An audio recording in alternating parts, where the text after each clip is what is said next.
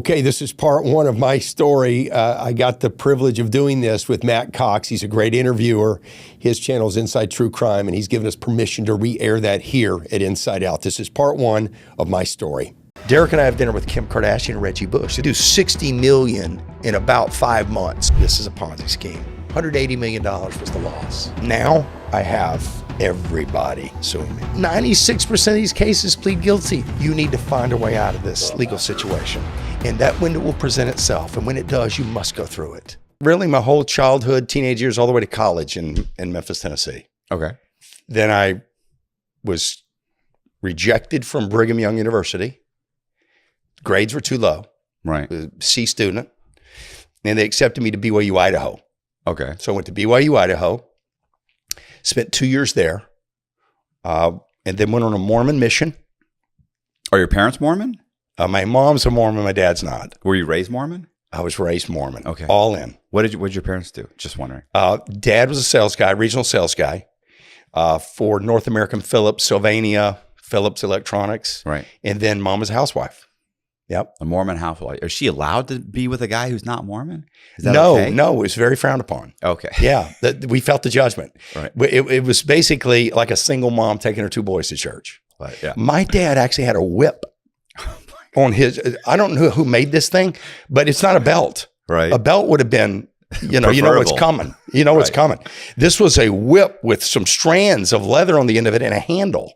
And buddy, when he grabbed that, it was on.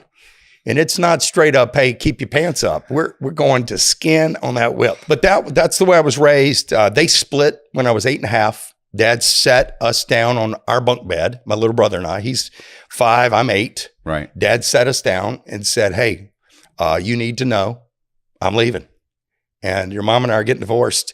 And today's the day I'm moving out.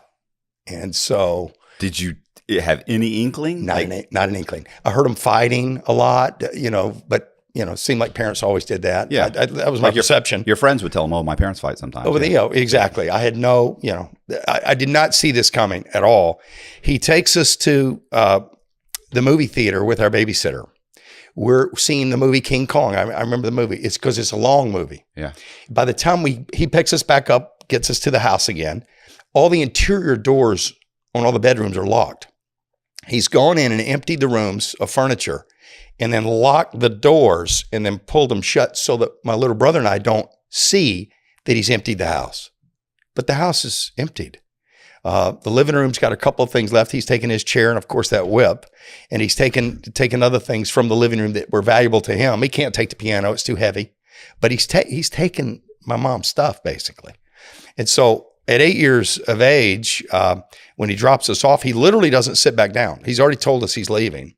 So he basically says, bye, kids, and pulls the door shut and heads out. And I call my mom right away, like, hey, this seems pretty important. Sorry to bug you. She's at work. She's got a new job. So maybe she knew this was coming because this is a new job for her. Yeah. And maybe they had discussed this together, but not with the kids. And I said, hey, listen, Dad just left and he's not coming back. He's explained this to me. He's not coming back. How old are you? 8? I'm 8. My brother's 5. And all the doors are locked, Mom. And what do you mean the doors are locked? Aren't you in the house? I said, no, not the front door. The doors to the interior bedrooms, they're all locked. And she says, I'm on my way home. So she comes home and she knows how, with a little butter knife to get in all these little chintzy doors. And we walk in and the furniture's gone. Furniture in their bedroom is gone. The nightstands. Hers or yours too? No. Our bunk bed is there. Our stuff is there. Okay. Our children's stuff is there. Okay. But he's emptied his office. He's emptied their shared bedroom. All right. He's basically, he took more than he should. Yeah. But he took his stuff too. Yeah. Yeah. But it just felt totally like a violation, right? It's one thing to pull out. It's a whole nother thing to pull out with Mom's stuff. I mean, it just felt terrible. So she's in a mess, right? We're trying to, give her some comfort, some support. And I just remember it was kind of a devastating day. It was a day you kind of mark time by in your childhood. Yeah. I can see you skim over this when you tell your story. Yeah. Because this bothers you. Yeah. I can see it. Yeah, for sure. Yeah. It's funny how some things you can talk about I can talk about horrific things and laugh through the whole thing. And there are some things that just turn that knife. Right. You know, it's my parents were 13 years apart in age. So he was always a little like a granddad type dad. He was a little older, and we were his second family. He had already had a family, and I knew them. They were like basically stepbrothers. Right. And I remember when he pulled out and took all that stuff, I thought, man, we didn't have any money. I mean, it just seemed like too much. Like, what are we going to do? Will we actually make it? I don't actually know what the move is here. Right. I don't know what security is underneath us at this point. And at 8 years of age, I don't even know the finances. I have no idea how this is all going to work. But I knew he was in charge of bringing home a living, right, and paying the bills. And now that is not I don't even know child support. I don't know alimony. These are all phrases I came to learn later. Yeah. But I will tell you this, the man paid his child support every month. I'm the one that I'd get out, we would do visitation, which by the way, I hated it. I was on the sports teams and stuff in school, and I literally couldn't compete in some of the events and some of the sports because it's Dad's weekend. Right. And so we're pulled right out of our friend group, and even some of the church stuff was important to me. All of that we're now doing Dad's time. It's like doing time. Yeah. We're now doing Dad's time. And then we would get injected back into our family. He's a chain smoker, 2.5 packs, and he's smoking in the car these days. You know, the window's straight up. You can't breathe. All this is going on. And so going to and from Dad's place was a little painful. He would write the checks in the car, sitting in my driveway, before I'd run back into Mom and hand me the $200 check, right, which was child support. And they had a different arrangement for alimony. I'm not sure I paid that, but he did. He paid his child support and paid his alimony. And that and the little job she had got us through. Yeah. I never felt like we were near homeless or anything, or felt any of that strife. We could have been near, I don't know. Yeah. But she was balancing all these important things, and so we didn't have to worry about it. Okay. Yeah. So let's go forward a little bit, since, sure, you know, you applied to go to college. I did. Went through high school. Yeah. Applied to go to college. I was a terrible student. Right. And C student. Yeah. Terrible.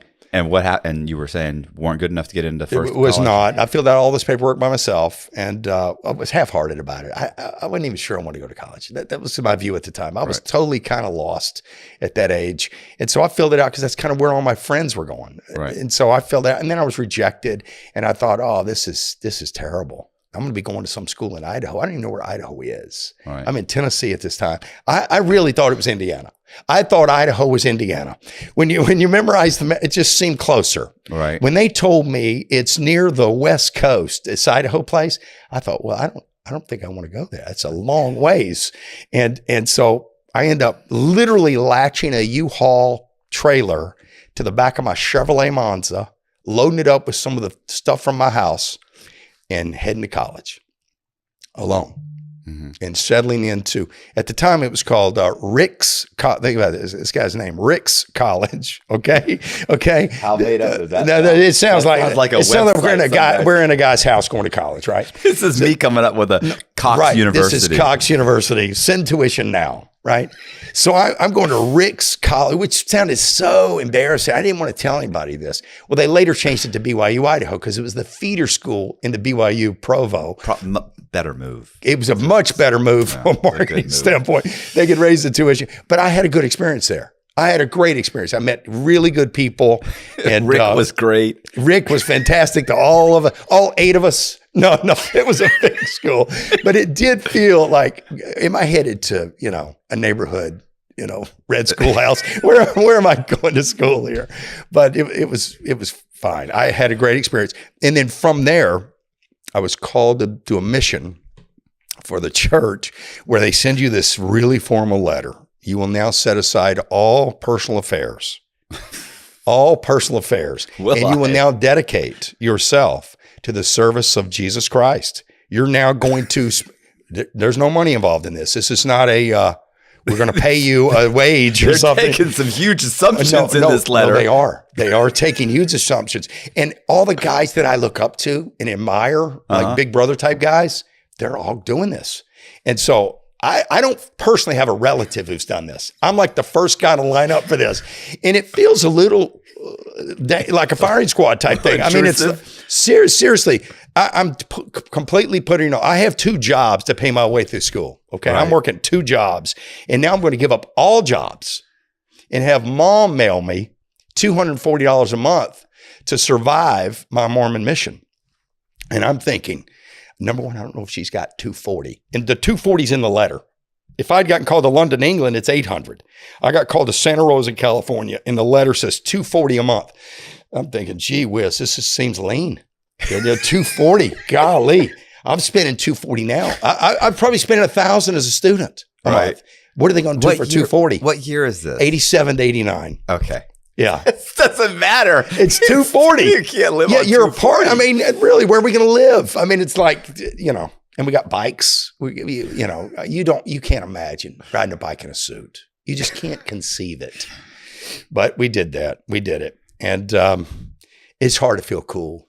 It is hard to feel cool mounting a 10-speed in a suit with a vest and a tie, and you're buttoned up tight. This is not a loose situation. You're getting up at 6 a.m. and everything's tight as a drum, and you get on a bicycle, and that sprocket wants to grab all that loose material. I mean, there's plenty of times we're chewed up in the sprocket driving these 10-speeds around. But at least when you knock on people's doors, yes, they're receptive. They want to see you. They're sympathetic. They are sympathetic. I was being a smart ass. No, they do not want to see you. Mormons. They do not want to see you. Matter of fact, they confuse us with the Jehovah's Witnesses quite a bit with the book and the watchtower and the whole thing. And we are not the Jehovah's Witnesses. Our doctrine's quite different, the whole experience. But they do feel sympathy. And I kind of figured out a rap at the door to get in, because the objective is to get in. You need to get in the living room and have this discussion about Jesus. And I'm telling you, the rejection's unbelievable. We end up playing a game of baseball where if you get them to open the door, you're on first base. If you get in the door, it's second base. If you get seated, it's third base. And if they let you open scripture and get into that, it's a home run. And so we would play baseball every day, trying to keep track of how many bases, how many doubles, triple. I mean, this is what guys are doing to get through the day. Get through it. And they were doing that all day, every day. There's no work. This is the work. And you were to report back. This is interesting. We probably have some LDS Mormon guys listening here. They'll totally understand this. At 9 p.m. every night around the globe, and there's 55,000 of us out there, 55,000 Mormon missionaries reporting at 9 p.m. in their time zone, their numbers for the day. Now, our numbers are, how many doors did we knock? How many people did we talk to? How many books of Mormon did we hand out? How many discussions were had? And these are standard discussions the church provides us in a 3-ring binder to share the gospel of Jesus Christ with people. So nobody's winging it. We're in a 3-ring binder when we get in the house. And Joseph Smith was a prophet of God. And I mean, we're covering the whole thing. So they're measuring this. And every night at 9 o'clock, doesn't matter you're 19 years of age. Doesn't matter that this is when people get piercings and tattoos. This is the age range where this is occurring. We are accountable to our district leader, who's accountable to the zone leader, who's accountable to the mission, who sends it to Salt Lake. Daily data is reported to Salt Lake City on these missions. And so they're keeping track of this stuff tightly. The objective is to baptize people. Right. To get them to join the Mormon church. That is the mission critical. Right. And so everything we're doing is measurable activity to get us there. And I got to tell you, after 2 years of doing that, you come home, you're set up for business. You're set up to be serious about business. You're focused. You're accountable. I think it helped me. I think it helped me grow up. I had some really treasured experiences out there. And I think when I came back, it was, I was ready to go. I was focused. I'd gotten through boyhood into manhood in that 2-year window. Okay. Yeah. So I returned to BYU Provo, finished there. I got to work my way all through school. I've got to pay the bills. I have a question. What were your numbers though? Were they stellar? Really? Stellar. Yes. Since nobody's got records, we're just going to stay with stellar. Top performer. Top performer. Yeah. I did want to be a top performer. Yeah. Whether we're measuring Jesus discussions or we're measuring anything else, I wanted to be a top performer. Okay. For sure. All right. So you go, I'm back in Provo. Yeah. I'm selling radio advertising. I'm writing the ads, selling them to car dealerships, to chiropractor offices, any restaurants, any business who needs to advertise on the radio. I'm handling the region I'm in is called Utah County. I'm the radio account executive for Utah County selling radio advertising. And that was a hard job to get. I had to really, when I first got there, I had no car and I had no money. So I'm on a bus going from job interview to job interview with the help wanted ads. And first job I wanted was at this radio station. I wanted to be in radio. I wanted to be on the air. That's what I wanted to be. And everybody I interviewed with said, look, there's no money in that. Right. You don't want to be an on-air personality. There's no money in that. You're not Walter Cronkite, okay? I was saying, if there is, if you're like the top. Rick Dees or something, we're going to pay you. Yeah. You're not Rick Dees. Right. You know, look, you need to be in sales. And I just kind of took their lead. And so sure enough, it turns out I was pretty good at that. And so I'm writing the ads, and I found a little trick, Matt. If you write the ad before you sell it, meaning target the business, write the ad, record it, get one of the DJs to record the ad. I could go in with my micro cassette recorder, press play, and he would, the guy, the business owner would say, is that what we're running on your station? I said, not yet. I had this produced because I thought it'd be fantastic for your business to have this on our radio station. So I had our on-air personality produce it for you in anticipation of our meeting today. And so I sold all my ads by pre-producing them. Where the guys that had been there a while, they weren't allowed to do that. They weren't thinking this way. And the GM came to me one day and said, look, I don't like this at all. You are having our on-air talent recording ads you've not sold yet. Okay? This is a huge waste of resources. I said, well, listen, it takes 20 minutes. I believe it's an edge. I said, we're all on the same team here. And I kind of had to pitch the GM. I said, listen, I believe I can sell everybody we do this with. If you'll just let me write the ad, I can write the ad, and then let me use the right on-air personnel, the morning drive guy or the afternoon drive guy. Let me use the right guy for the client, and I'll sell everything. Don't worry. If it's not making you money, we stop doing it. Right. But I'm telling you, I can sell better with this edge. And say, let me do it. And so it worked out quite well. I was making good money. Finally, I was able to buy a car, able to move on with my career. And I was making enough money. I was feeling a little bored by school. I was making close to six figures, actually. I was the number one guy at the radio station, selling lots of ads, winning the trips. This is what, in the late 80s, early 90s? I'm home in 89. So this would have been 90, 91. I got 2 years left of school. Yeah. So I'm using those 2 years. I'm driving a brand new Infiniti G20, which at the time was like my dream car. And it's the first car I ever purchased that wasn't used. Right. And it was all purchased with radio money. Yeah. I was going to say that's a lot of money back then. It's a lot. I felt intimidated going to the dealership. I'd never actually been to a new car dealership before. And I'm sure they took me for a ride, but I only had so much money. I only had so much. So they weren't going to take more than I had. Right. So I wanted a new car and they sold it to me. It's great. I loved it. I love the experience. Right. And I think without the mission, none of that occurs. Right. I've still been very confused about what I wanted my life to look like. So what did you, but you said you wanted your life to be on-air talent. Now I did. Right. So where does it go from there? You said you just worked there for 2 years. So why'd you leave there? One of my accounts was Miracle Ear Hearing Aids. And this guy and I developed quite a friendship. He was like a mentor to me. And he says this, I'm near graduation, almost finished with school. And he says to me, I have 5 locations of Miracle Ear in Las Vegas. Would you be willing, when you graduate, to move down there and manage the 5 locations? He says, I already have audiologists that measure the hearing and do the doctor work. I don't need you to do that. I want you to manage sales.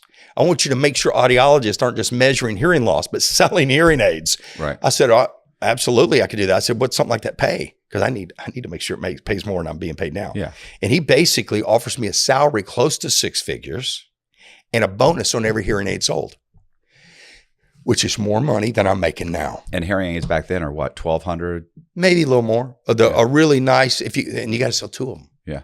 typically you're selling two. Right. And that was a good experience because the wife can always hear better than the man, always. And the man always says she's mumbling, always. So she's talking more. She talks too much. She's jumbling her words. She's not making sense. It's the way she talks to me. I just can't understand. When you speak, James, I can understand you. When she speaks, it's not. They would say that all the time. I said, well, I'm just telling you, we've measured the hearing. You don't hear good. That's the bottom line. And we just want to make sure you hear good. She wants to talk to you without screaming at you. So anyway, we sold a lot of hearing aids. I did that for 1 year and was recruited by my Mormon bishop to financial services. He says you should not be in hearing aids. And I thought, okay, fair enough. It's a little out there for me, but it's paying good. He says, when is your contract up? I said, well, I'm due to renew in 1 year, but I'm bored. So I won't renew it probably. What are you thinking? He says, well, in order to sell life insurance, you need to be licensed. Financial services is life insurance, annuities, mutual funds, stuff like that. Okay, so I don't understand. You're the Mormon bishop. My bishop for the Mormon church wants you to sell insurance for the Mormon church, or he also owns He owns an insurance agency. Okay, so and it's just not for the Mormon. He just No. What's funny? You just said that. It's actually the Mormon church's insurance company, Beneficial Life. The Mormon church owns a holding called Beneficial Life. The church's insurance company, but that's coincidental. Okay. He's not a Mormon bishop who has to work for church companies. He just runs an insurance agency that the church happens to own that insurance company. Okay. He could work for another one, Allstate or something, but he didn't. He says, I think you'd be good at this. Would you take one of our tests, kind of an entry-level personality profile test? An aptitude test. That's it, an aptitude test. I failed. I took 3 of those tests. Oh, you did? I failed all 3 tests. This guy says to me, when I take this test, he said, I've not seen a higher score. That's what he says. I'm not seeing a higher. I said, I get terrible grades, man. If this is about grades, it's not going to go well. It's about aptitude.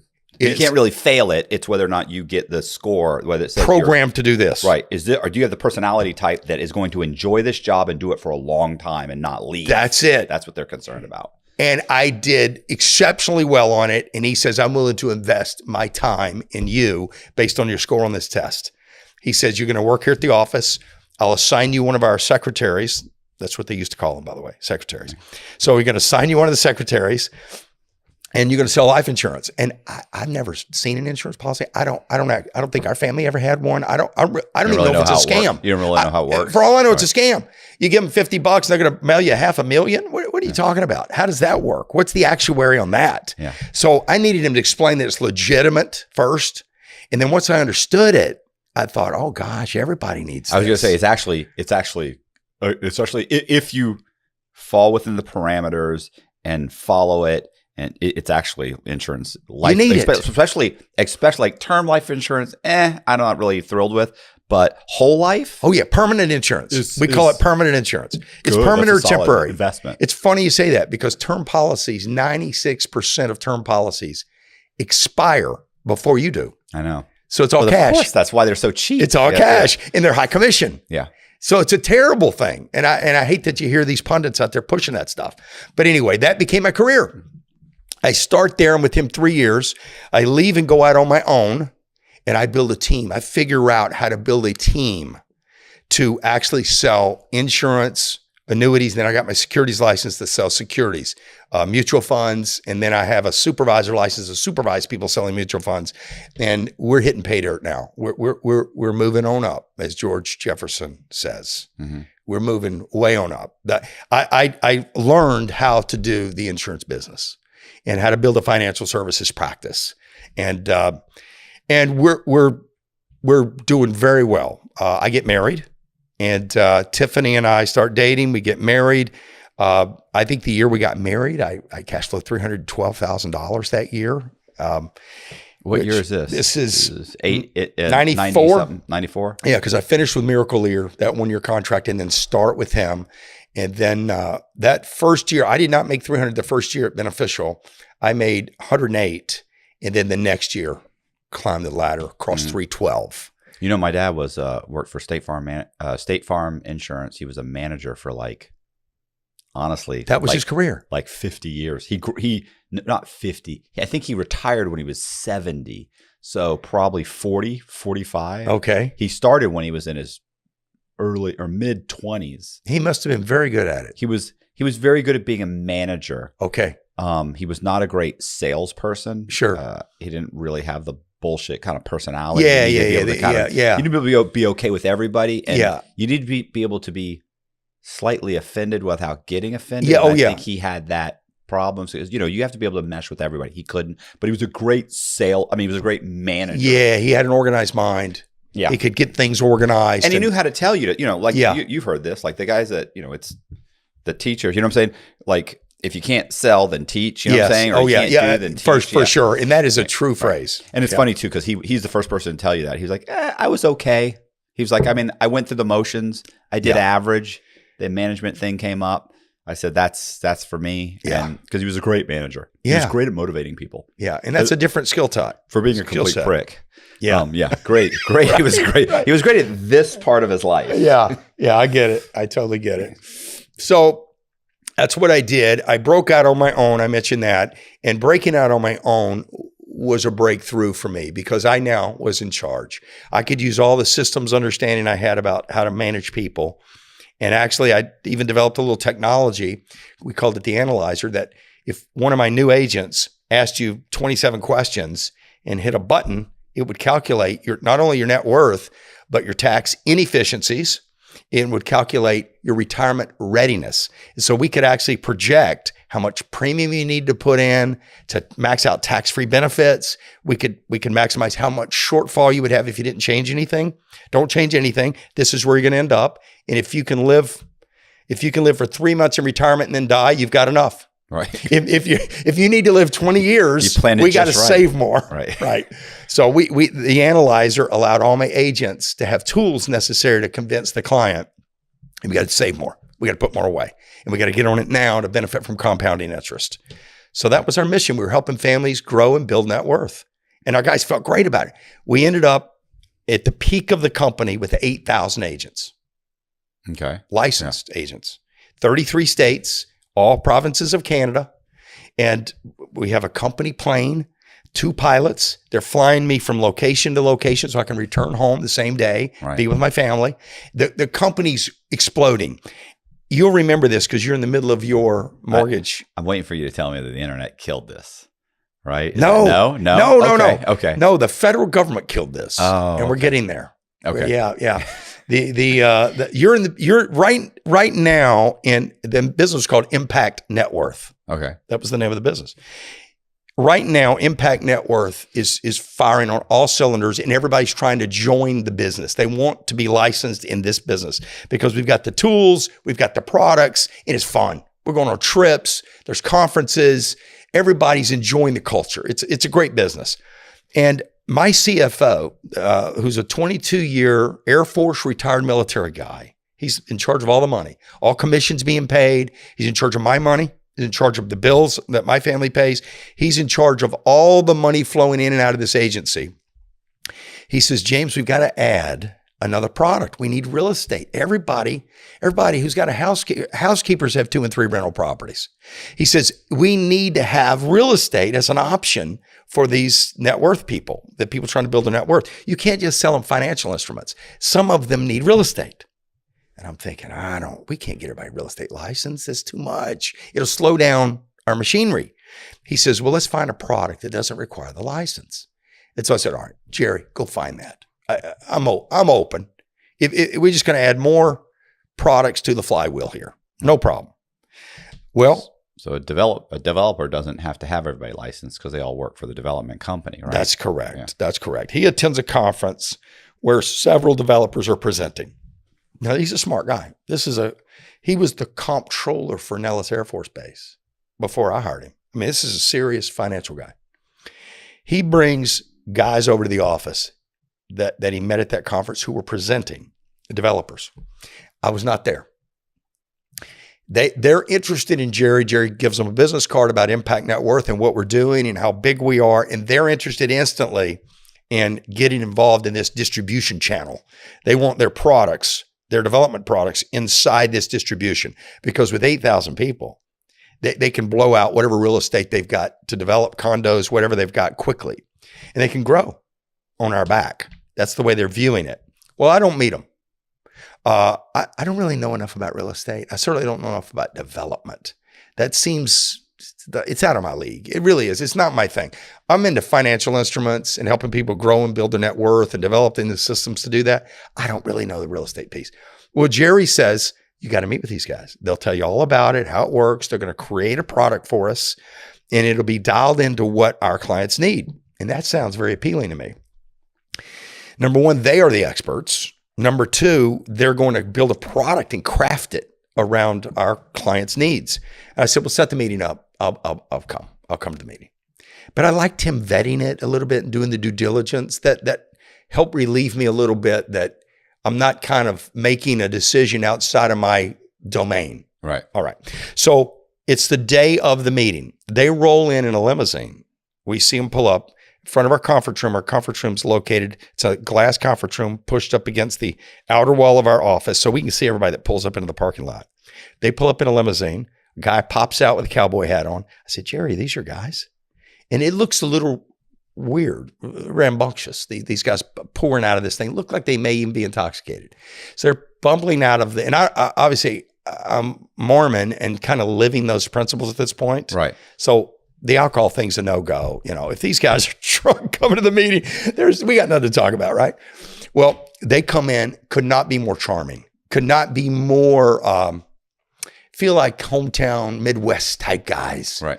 The dad's got the cowboy hat. He's wearing boots. He's got the jacket with the patches.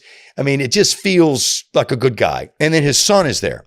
The old man's name is Fred. The son's name is Derek. Derek's about my age. I think I'm 35, 36 at the time. So, and they brought a third wheel with them from their company in the Dominican Republic named Tim. Tim is their head of sales in the Dominican. So they're basically here to do a show for us. And we've got waters out in the conference room. We've got little notepads and everything. And I've got a screen that we can put stuff up on the screen to see if we need to see anything.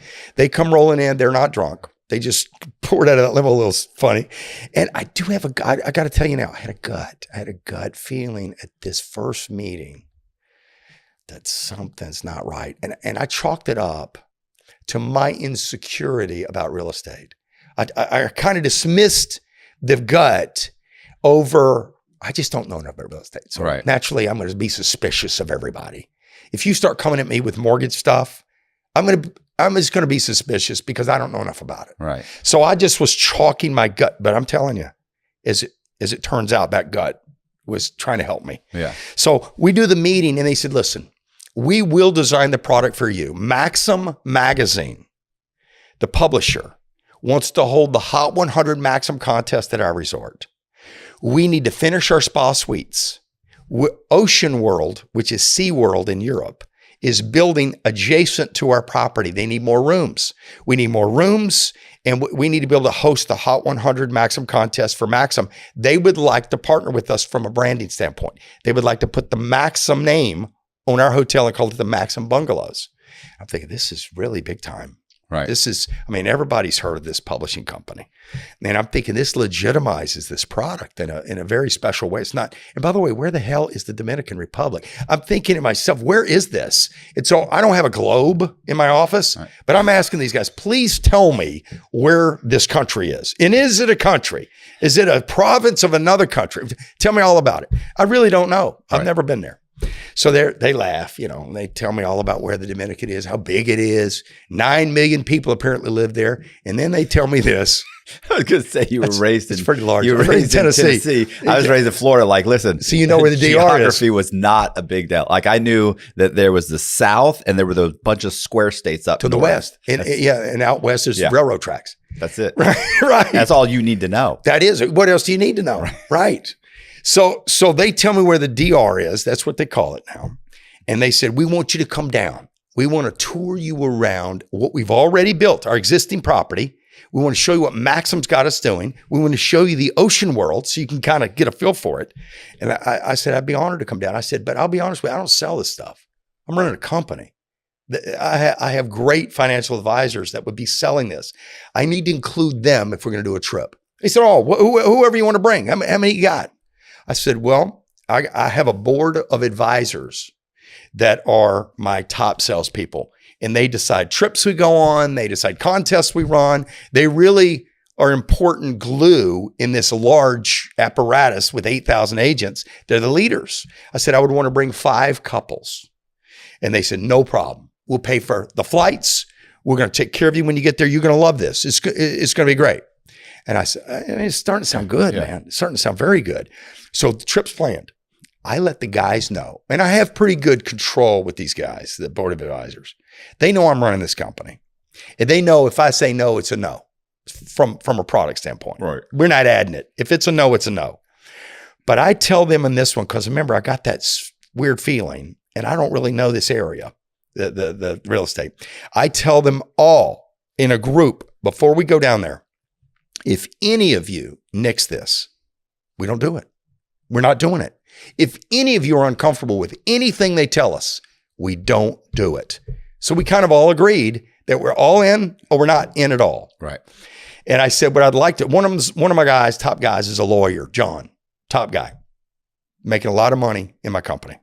He's a lawyer by trade. We went to BYU together. He says, I'll ask the legal questions. I said, that's good, John, because we don't really know the legal questions.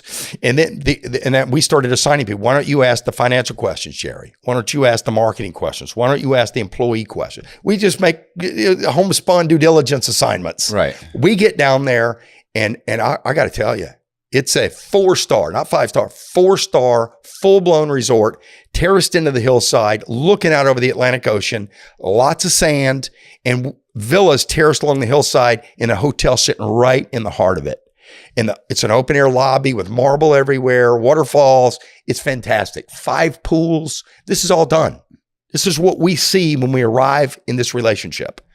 And I'm thinking, man, we're kind of lucky here. We've kind of found a developer that's excited to work with us. And you're not looking at models. No, we're not looking at models. This shit, a chunk of this thing is done. They can clearly pull this off. Exactly. They've already pulled it off. Before they met us, they pulled it off. That's exactly right, Matt. That's exactly how I felt.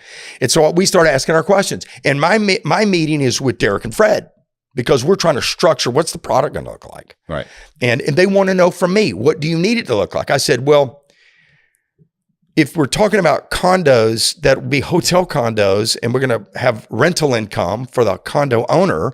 I said, if you took half the rent and the owner took the other half, does that leave you enough to run the hotel piece of it? I mean, is it enough money for it to be profitable for you? If the room night's $300 and you took $150 and we gave $150 to my customer, will that work for you? And they said, absolutely. I said, okay. So how about, what are we selling? Are we going to sell the whole condo? Are we going to fractionalize it? Are we going to divide it into pieces? What are we going to do? And they said, well, fractional makes us more money. Right. And I said, it creates more bite sizes for me. It's somebody with 50 grand can play ball. They don't have to have 180. Right. I said, it's easier for me to do fractions. So they start papering fractions. And so we move on down the road. We agree to do business. We agree on the commissions. And we agree on 20% of every dollar that comes in is commissions. And we're going to pay on my side, I take 12 of that to pay my people. We take 8 of that to keep in-house for profits, and I take a bunch of it, right? I'm running the company. So 20% of every dollar is going to come to us for commissions. All checks from clients buying fractions are made out to the Elliott Company. All checks. It all gets FedExed. It comes to our clients, send it to our guys send it to our headquarters in Nevada, Las Vegas. We then put it all in a FedEx package, goes to the Dominican Republic, to the resort. They deposit it in Dominican banks, and they wire us our commissions. So that's kind of the structure of the deal. Okay. And we do 60 million in about 5 months. This is being well received, okay? Right. This has been added to we call it a fact finder, our needs analysis. We've added real estate as a section for the needs analysis. So people are refining their homes. They're taking the cash. They're harvesting the equity in their homes. Yeah. And they're taking the cash. You remember this era. This is your era. They're taking the cash and they're buying fractions. And Elliott's willing to finance the fractions. If you put 50% down, they'll take the other 50% over a 10-year period at 8% money. And so we're not paid commissions on the finance piece. We're only paid commissions on the cash piece, right? The money that's being raised. The Maxim Bungalows hasn't even begun. I'm there for the shovel in the ground ribbon cutting. We pulled $60 million together selling the existing property that was already built as fractions, because that's going to give them the cash to build the Maxim Bungalows. So they basically leverage their existing property, right, to raise the dough to build the Maxim Bungalows. Well, now we're in the ground, and they do have models for these demos, and we're looking at pieces of cloth, and this is going to be the interior. These are going to be the rugs. This is going to be, all the furnishings. These will be the beds. It's right now we're looking at raw land above the hotel where they're going to put 5 buildings, and they're going to put 180 new units that we're now going to sell as brand new 5-star Maxim Bungalows. And so this is the part of real estate I'm less familiar with. It's basically a vision with ground up construction. The construction director's name is Jason, and we're still friends today. Jason's in charge of all construction, hires all the subs. He's in charge of the money that gets allocated to him to build, and he does his job. He's a Boy Scout in this regard. He's completely accountable to me on timelines, everything going on, so we can communicate it to our clients, what's happening with their units. Right. Well, we start selling those units, and those were called the residences. That's a product we had, the residences. So we're selling those. They're selling before they can be built. I mean, they're selling fast, right? Because there's a scarcity to this. There's limited supply, limited inventory. Everybody wants a piece of this. And many of my agents are buying the condos because they know that these things are going to appreciate, and that there's a existing sales team to sell them. Our guys, right? There's 8,000 sales guys that sell these units if you want to go liquid, if you're ready to unload it. I place on site at the resort my own paperwork team and my own sales director to greet our clients if they want to come kick the tires and be a part of the tour and see the thing live. Right. So my team is there in a nice glass office that's been set up by the Elliots. But it's my team. They've got our crested logo on the glass door, frosted. It looks, special for us. Well, I've got Dominican men and women running that office and reporting to our office in Nevada about sales, checks collected, the whole sales process. Well, everything's going good. We move along. Maxim starts bringing their A-list celebrities down. Derek and I have dinner with Kim Kardashian and Reggie Bush. This is back when they were dating. Mm-hmm. So it's an early part of her career. She's with Reggie Bush. He's now an NFL football player. And by the way, he's probably 5'7", 5'8", something like that. He's not a big guy. Right. And it's hard to believe he was such a powerful running back at USC because he's a smaller guy. And he's got a very high-pitched voice, by the way. Very, very high-pitched voice, like a Mike Tyson type of voice. And then, so we're at dinner, Kim Kardashian, Reggie Bush, Derek Elliott, and I at dinner, private dinner at the resort. And they want to hear all about the plans, what's happening. Because this is going to be the A-list drop spot for the Hot 100, all the magazine covers, everything for Maxim is going to be occurring at this resort. It's their first resort. Right. I'm so excited. This is such an easy sale for my guys. It's an easy transaction. Our company becomes, you can imagine, a little lopsided. Life insurance is a hard transaction. This is an easy transaction. So this has become a big part of what's going on at Impact Net Worth is tours to the Dominican Republic to see things, right? So I'm even sure my sales guys are exiting the needs analysis that we're supposed to do, and they're selling real estate to anybody who is interested, right? So it's moving kind of fast like that. And I remember feeling like at our quarterly training, we do quarterly training where we bring them all in and we train them at our headquarters. I remember feeling I need to really stand on this needs analysis because it's what keeps us clean. It's what keeps the process pure, and that we're not just becoming a resort real estate sales office, that we're actually a financial planning firm trying to help people build net worth. Right. And I remember needing to really zero in on that a lot because this is big money. Selling this resort real estate is fast money, and it's just an easy transaction. But it also will end. You know what I'm saying? Yeah. Let's face it. At some point, they'll finish building all these, and then we won't have another project the work. If we don't have another project in the works, then you got to fall back, and you don't want to have to rebuild that wheel or that business. Well said, because they're trained now to do the whole process. But I could see quickly it's evolving into, wait a second, these are Elliott salespeople. We got to rein, and Elliott's so good. I mean, they brought the Maxim in. I mean, they did the job there. They brought Maxim in, they brought the A-list celebrities in. They are doing their job, making this an unbelievable place to come. So no complaints from them. No. Or from me. Of them. Right. Yeah, none. I feel great about it. Then comes the announcement. James, our attorney, has brought us a new property across the island in a place called Juan Dolio. Santo Domingo is the capital city of the Dominican Republic.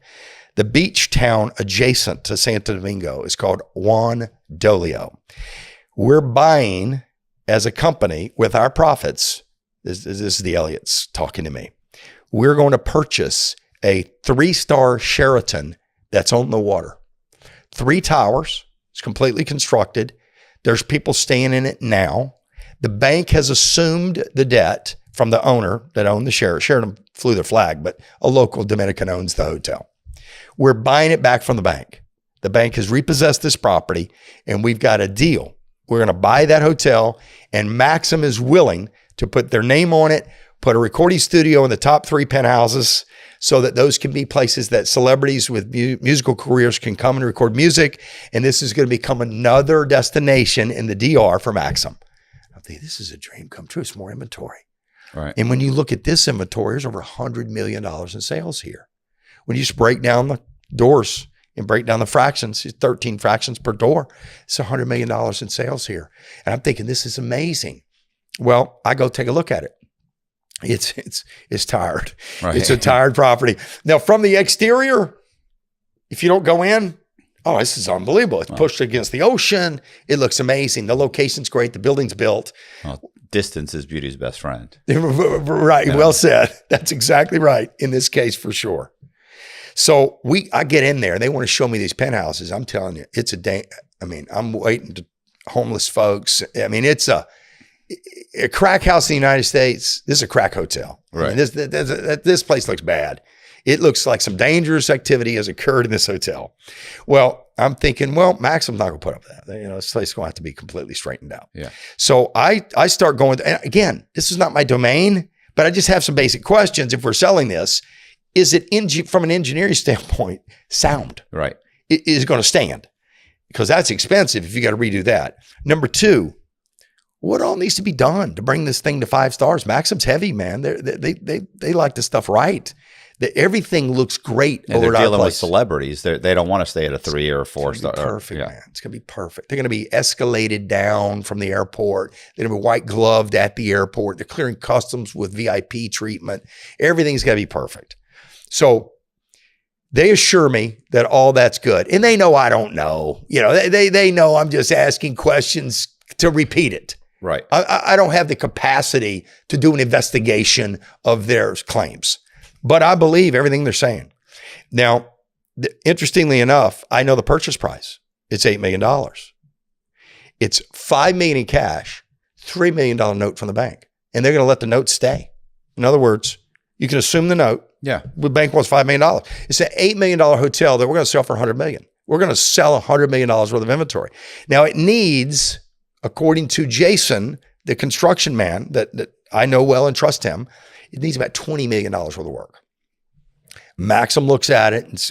It's got everything they want. The plumbing, the internet, everything's got to be improved. They want to move the lobby around. I'm a part of those meetings. They want to move elevators around. They want to open up spas. They want to open up the glass in the front to see the ocean better. No breakups in the windows. They want glass railings. It sounds like a great plan. So we paper it to sell it. Now, the paper guy in charge of the contracts, when you buy a fractional piece of real estate, I don't know if you ever bought a timeshare or anything like that, the paperwork is extraordinary. And the way we are told these are going to be sold is through a beneficial interest. In other words, we're selling a percentage or a beneficial interest in a trust that sits in Delaware. So the trust in Delaware owns the deed to the property. The trust in Delaware owns 300 room key deeds. Each room is a deed. And if you buy 1/13th, you buy a beneficial interest in that deed that's sitting in that trust in Delaware. This is the matrix that you've got to go through in order to buy a timeshare or fractional hotel condo. Beneficial interest. That's the legal term. If you buy one today from Hilton or you buy one today from Marriott or Wyndham, they use beneficial interest. This is the paperwork of choice. Right. We have hired, now the Elliots have hired. I'm a part of the meetings, but they're paying for it. Greenberg Tarrig is the largest real estate law firm on earth. And they are pros at having developed the beneficial interest pathway to straighten out all the timeshare nonsense that existed previously. So beneficial interest is their designed pathway for us to, everyone's signing, they get a white leather binder with all the things they've signed when they buy one of these fractions. Right. Even if they spent a little bit of money, it's papered properly. Greenberg Targ had to come to the resort, had to check it all out. Now, again, they know a little bit more about this stuff than I do. The Elliots say to me, we're now buying a peninsula out in the middle of the ocean called Meaches, 500 acres in a palm tree forest that's jutting out into the ocean. And I'm thinking, we're in the middle of this reconstruction of this Sheraton. Right. How in the world? And so I asked Derek, and he said, oh, no. This is with our profits. We've got other investors. This is the next project. We're going to do overwater bungalows. We're going to build another hotel there. We're just moving the flag further down the Dominican Republic. And this is a special piece of property.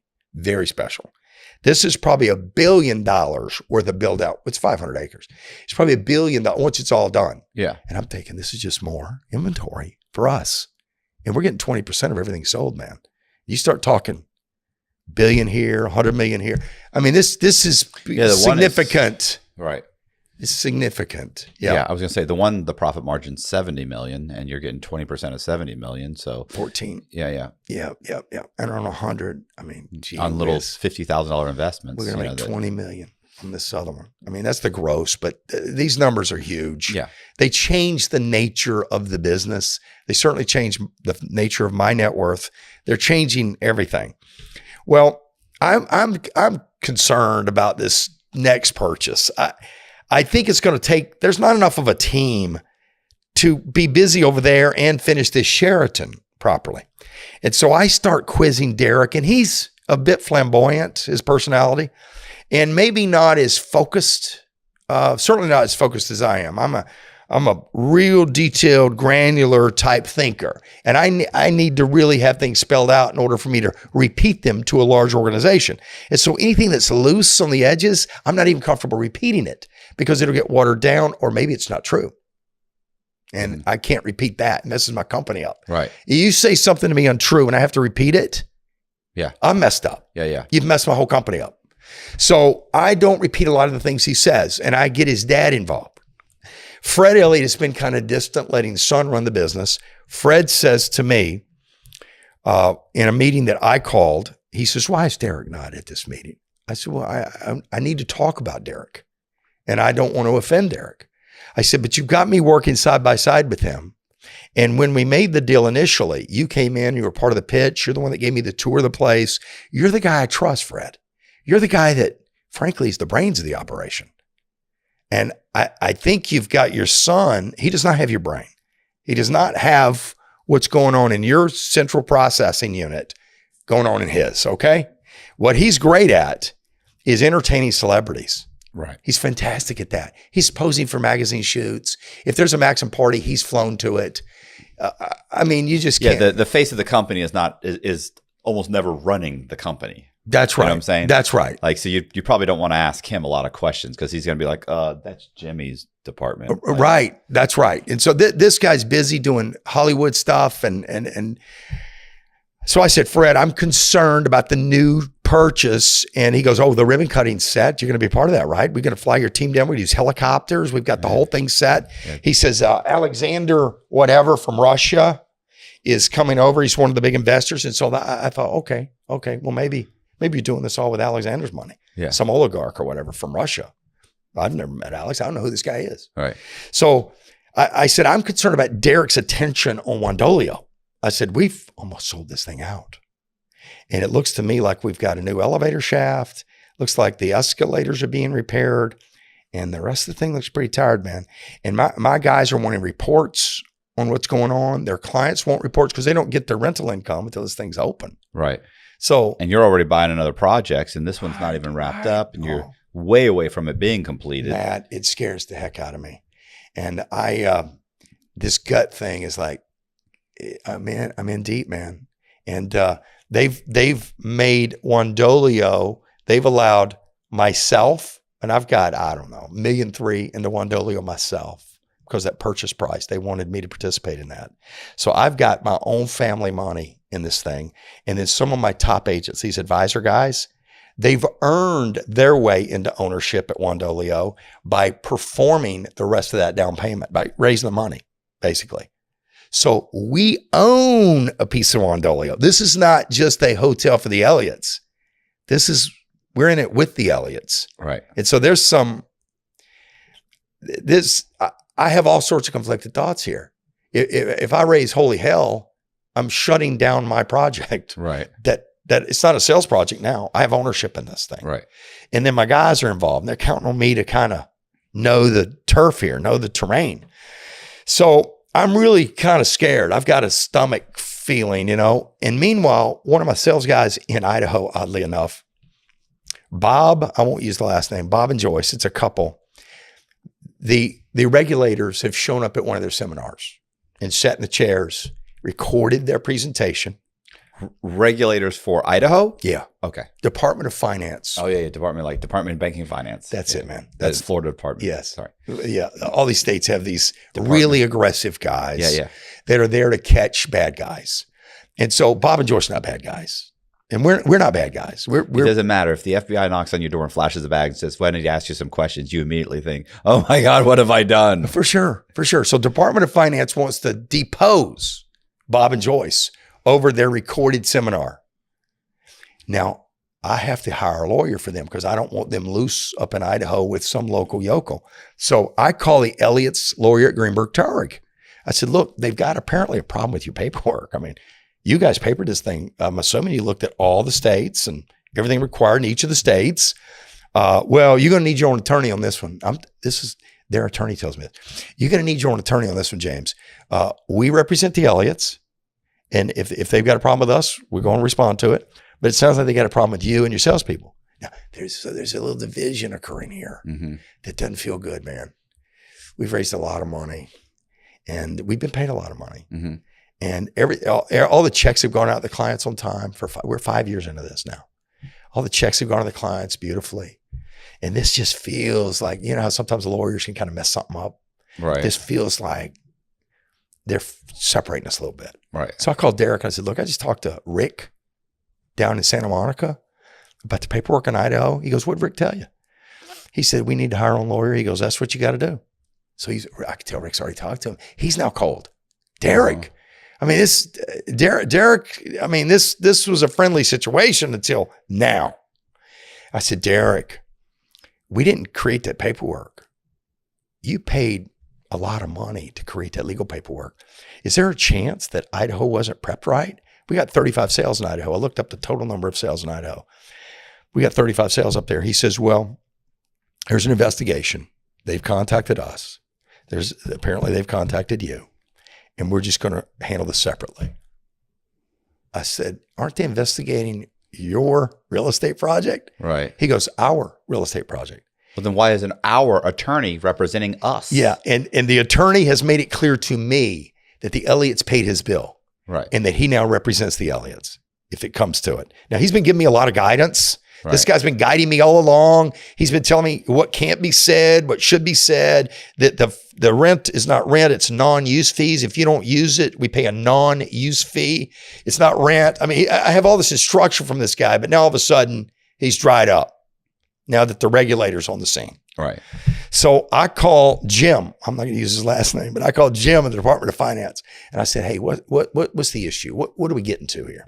He goes, we're in the middle of a deep investigation. I'd like to drive down from Idaho to Las Vegas and meet with you directly. I said, wouldn't that be outside of your jurisdiction? Do you have any authority down here? And he says, I do not.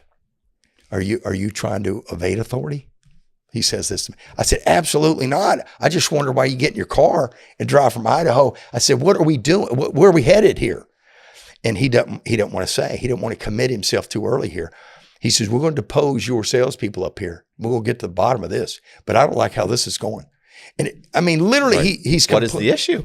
Apparently, our guys are selling something that's considered a security in the state of Idaho. Okay. And we've deemed it as timeshare real estate, regulated by timeshare realtors. That's why the paperwork is done the way it is with the beneficial interest. Right. The Department of Finance has deemed it as a security in the state of Idaho. Now, that's a whole nother matter. That's different paperwork. That's an SEC filing. It could be federal. This is right now a state issue, right. But this could turn into nasty. And so I said, are you suggesting I hire a lawyer and they deal with your department? He says, you do what you need to do. Is he being cold like this? Totally. I'm telling you exactly the way he's making me feel. Totally cold like this. Totally cold. Well, this guy's a player at the end of this story. Right. It's this same guy. So I hire a lawyer, my company does, to represent Bob and Joyce. I read through the deposition after it comes back. Oh, it's a gotcha. It's 7 hours of gotcha. 7 hours. Who trained you? How do they train you? What's the paperwork? Or you aware this was a security? Did someone tell you this wasn't a security, even though it is? Who told you? Who did the training? Basically, I'm running the company, so everything's pointing to me. Right. Everything's pointing to me. So I tell Bob and Joyce, don't worry, we're gonna hire a lawyer to deal with this, and they represented you in your deposition. We're gonna use the same firm to deal with the Department of Finance, but do not do any more seminars. Right. And do not do any more selling until we get to the bottom. Just go back to your needs analysis and get back into the life insurance and the other stuff you're supposed to be doing anyway. And so they scared to death, but they said, okay. Well, come to find out, Jim Burns circles back and says, if you guys will cooperate against the company you work for, we'll make sure that you guys don't have any civil issues. And I don't refer this to the criminal division in the state of Idaho. And that scares them so badly. They don't tell me. And he tells them not to tell me. And so they're now internally providing all sorts of recorded calls. They're providing all sorts of materials as though we're in some clandestine behavior. And you can make sales meetings bad, right? If you take them out of context and you listen, you can turn that into manipulation, persuasion, aggressiveness, all sorts of things that don't sound savory. Well, this is what this cat's up to. And he thinks he's Barnaby Jones running a full-blown FBI unit in the Department of Finance for Idaho. Right. It sounds cartoonish, yeah. Mayberry. That's what it feels like to me. Because you're throwing Idaho in there. If I said Boston, Massachusetts, or if you said New York, or let's say Los the United Angeles. States, Los Angeles, or even if you just went and said, "Hey, for the federal government," yes, you'd be like, "Wow, right." I'd sober right up. Right. Well, this is what's going on, and I am kind of laughing it off a little bit, because I am saying Idaho, right. And it feels like there's 35 sales here. Right. Okay. If we add them all up, it may be $300,000. So what exactly? Worst case scenario is we're going to give them all the money back. Pay them their money. Yeah, back. right. Exactly. Right. And that's what I told Derek. I said, why don't we just refund these people's money? Right. And by the way, they got the money. We got the commissions. We're willing to be clawed back on the commissions. Yeah. But you got the 80% of the money. You got to get the money back. And he says, oh no, we're not doing that. We'll see where this investigation goes. Well, come to find out, I'm fined $150,000. From Idaho. Personally. Okay. I got to pay it. The Elliots are fined $40,000. Right. Okay. So that right there tells me some monkey business went on in discussions about solicitation and overselling, whatever. We're to blame. Sales guys are usually to blame for stuff like this. So I pay the fine right away. I have it. I pay it. And the part of the settlement, this is a settlement with the Department of Finance, is to refund, if they want, all 35 people's money back, if they want that, or have them sign proper paperwork disclosing what should have been disclosed in the original paper that Greenberg's already built. So this is like chaos, man. This is a serious, legitimate law firm. And so I said, Derek, Greenberg's got to repaper this thing. And whatever they missed in the original, maybe they blanketed, missed Idaho thinking it wasn't a big deal, but we've got to have it right. So we have to hire a real estate agent to go into Idaho, meet with all 35 people with these disclosures they've got to sign. Do they all sign? And we're trying to get them to sign to keep the transaction so there's not this massive clawback, right? Well, I think 20 of them said we're keeping it, we like it. Right. And 15 of them wanted the dough back. Okay. Elliot's never pay it back. So I'm the secondary backup. Right. So now I got to pay them back. But at least you own those properties, assuming they'll be built, assuming they're properties that are legit, profitable, assuming it's legitimate, assuming it's not a partial Ponzi scheme. Idaho wants us to pay it back. Right. So, did you think about turning around and suing them, stopping all sales with them completely and suing them? Because that might make them should have. Right. That would, I think, would make them go, whoa, hey, buddy. No, it would have. It would have. I did not do that. Did not do that. Didn't have advice to do that. Didn't ask for advice to do that. But it would, looking back, that would have been a good moment. Or even filed a lawsuit against the law firm. You're the one that prepared the. I promise you, that's a legitimate suit. GT, as they call themselves, designed the paperwork. They are the authority. The guy we deal with is the public speaker at all the conferences. He goes on stage at all the timeshare conferences as the authority in timeshare and hotel condos. He's the keynote, our guy, right? The guy that ordered this paperwork like this. So Idaho is the first of the regulators to arrive. This clown refers it to the SEC. I was going to say I would have included Maxim magazine in the lawsuit, and Maxim would have gone to them. They would have enforced it. What are you doing? Exactly. You're using our name, our likeness. Fix this now. Exactly. That's exactly right. Yeah. I didn't do this. But you're still trying to be diplomatic about it. And well, yeah. And there's, I think there's some greed in it, to be honest with you. Yeah. We're making a lot of money. Yeah. This is a successful situation. I don't want it undone. And I certainly don't want it undone on a temporary situation in Idaho that we can quickly resolve. It just felt like, there's a whole lot more cherry in the pie here. Let's keep rolling. Hate to say this, but it makes me think of, and not that this is a scam, but or necessarily, but I just remember I was running a deal where we were going to make $2 million, and one of the lenders figured out what was going on, and they were like, "Hey, you owe us $100,000." And I remember the chick I was with was like, "Well, let's just pack up and leave." I'm like, "Why don't I just pay him I'm not going to blow $2 million. I'll give him the $100,000. Buying the $2 million for $100,000. Of course." And she was like, "No, but we could just take out." And I'm like, "Okay. And what? Keep the $300,000 we've made so far? Right. I'll give back the $100,000 and keep going. Get the other $2 million. Like, what are you doing? Like, short-sighted." Yes, it's fear. This is still reasonable. A reasonable thing that we can pull off. And she just panicked and wanted to. But yeah, so I can see that. It's like the thinking I'm still focused on kind of the big picture here, and it's working. It's working. This is a minor hiccup. We pay a fine. Yeah, we redo the paperwork. We end up with some extra condos. Let's keep going. It didn't feel good, the division that occurred there with the legal battle. It felt very isolating. I always felt we were a team until this moment. Mm-hmm. And then Derek has now bought a yacht for the Wandolio property. Now, these Wandolio units are not redone. Right. No, he's justified the purchase of a yacht, which I don't know, probably $800,000. I mean, it's not millions, but it's probably $800,000. And I know client proceeds were used to buy this thing. And he's down there using this yacht. Yeah. And he says it's part of the HOA for the condo. And that's not complete. Yeah, that's not complete. And the yacht is complete with the captain and stewardesses on board. And so, it just, the whole thing it's getting a little slimy. It just feels like, why are we delaying the Wandolio? Why are we doing this? And a lot of my agents want to go see Wandolio. They want to go, and it's a drive. It's 5 hours from, we're in a city called Puerto Plata. Mm-hmm. It's an airport there. It's 5 hours around the horn on the highway to get to Wandolia. So a lot of guys haven't seen it. It's a long ways. So how are you going to populate this with celebrities? They fly into Santo Domingo, a different airport.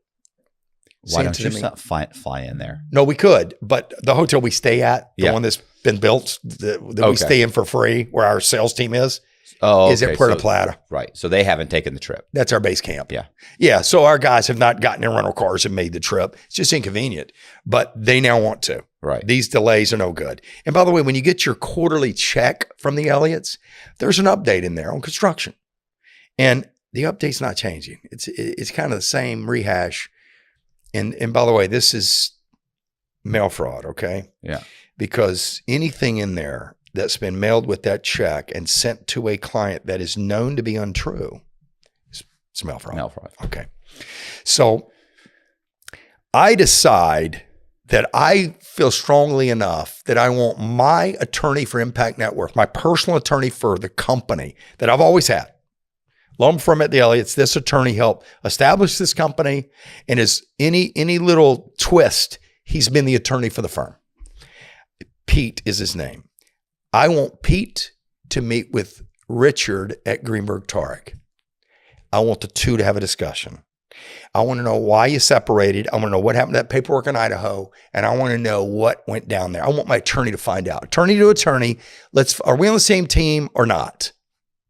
So I tell Derek, I want Rick to fly from Santa Monica to Las Vegas. We're not coming to Santa Monica. I need him to fly to Las Vegas, or I will not continue selling. I need these two attorneys to have a discussion, and I'll be sitting in the room for the discussion. He says, I will be too. So he arranges his lawyer to fly in. They have this meeting. I heard such promising stuff from Rick to my guy, Pete.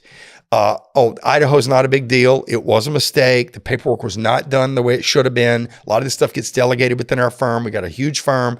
A lot of this stuff. And Idaho was not specifically plated. They do consider it as security. We didn't know they would consider it as security. Some states do that, and they kind of overreact. We've done the right thing in Idaho. We do not see a problem going forward.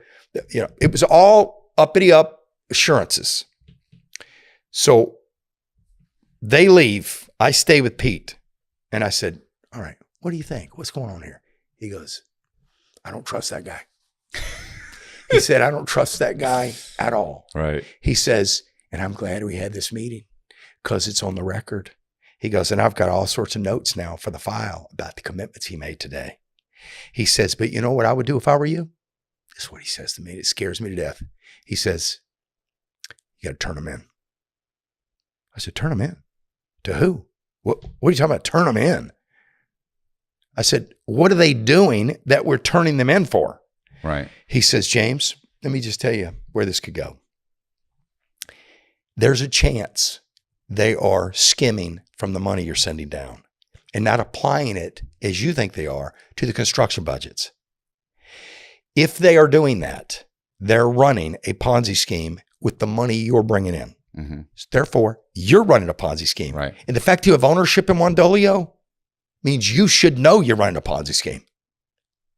He says, I'm going to tell you something. I know you.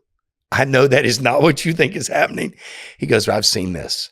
He goes, I graduated law school with the criminal chief in the U.S. Attorney's office across the street. I want to go see him with you.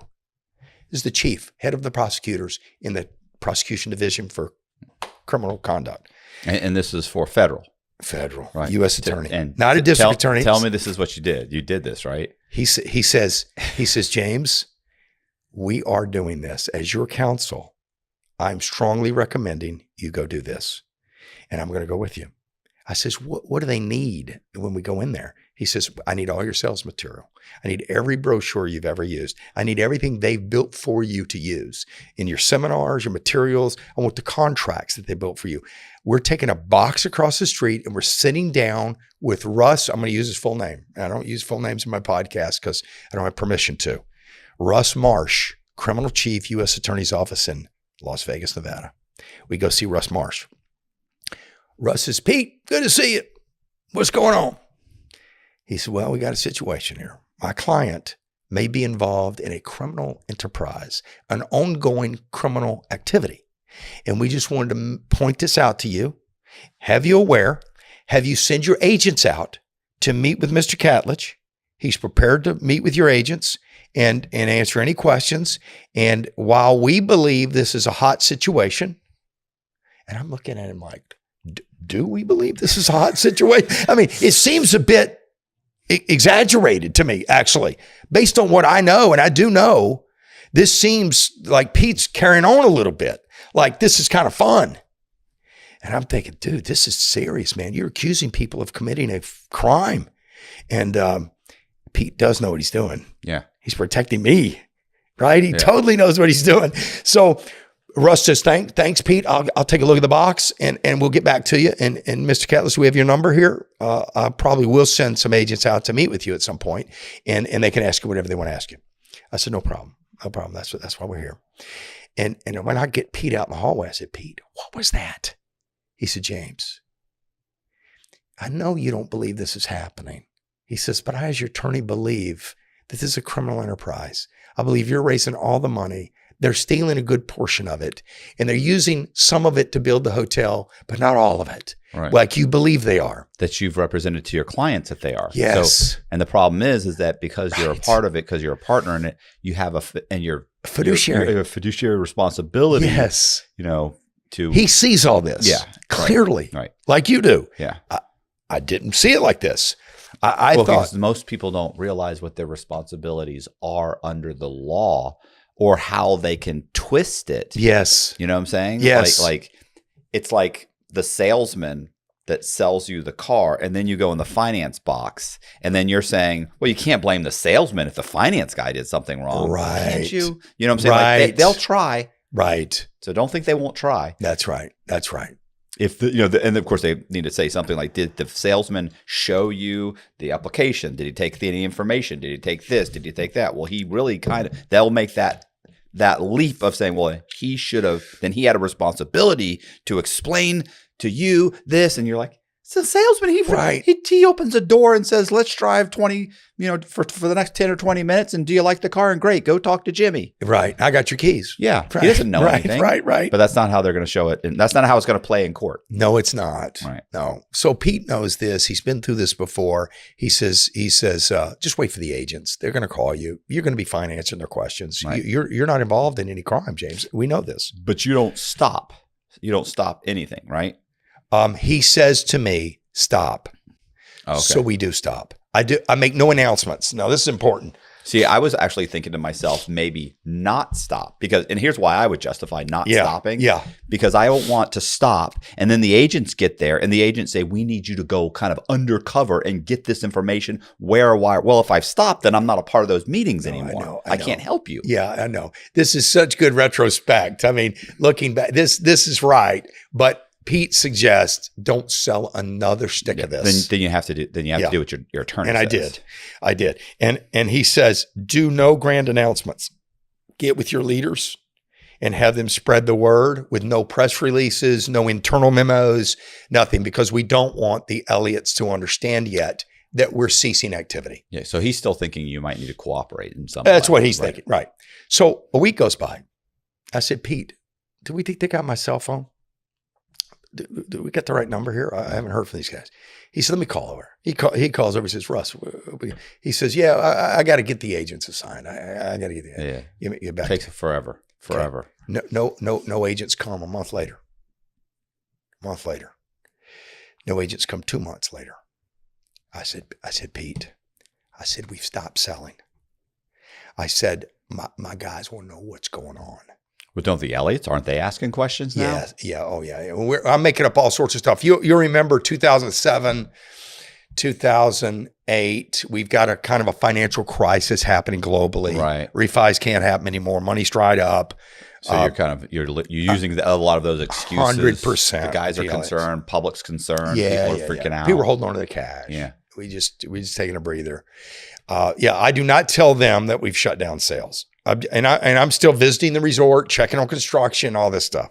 Is construction happening? No. But some stuff has occurred. And in the end, when we get to the discovery and we get to the line item, they spent $14 million in there. By the time out of what? We needed 20. Oh yeah. We needed 20 in there to open it. They spent 14.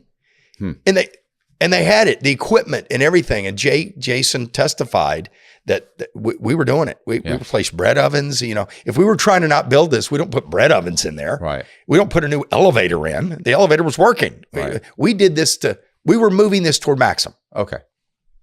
That's the construction guy. All right. So I tell Pete, I said, Pete, I got to sue him.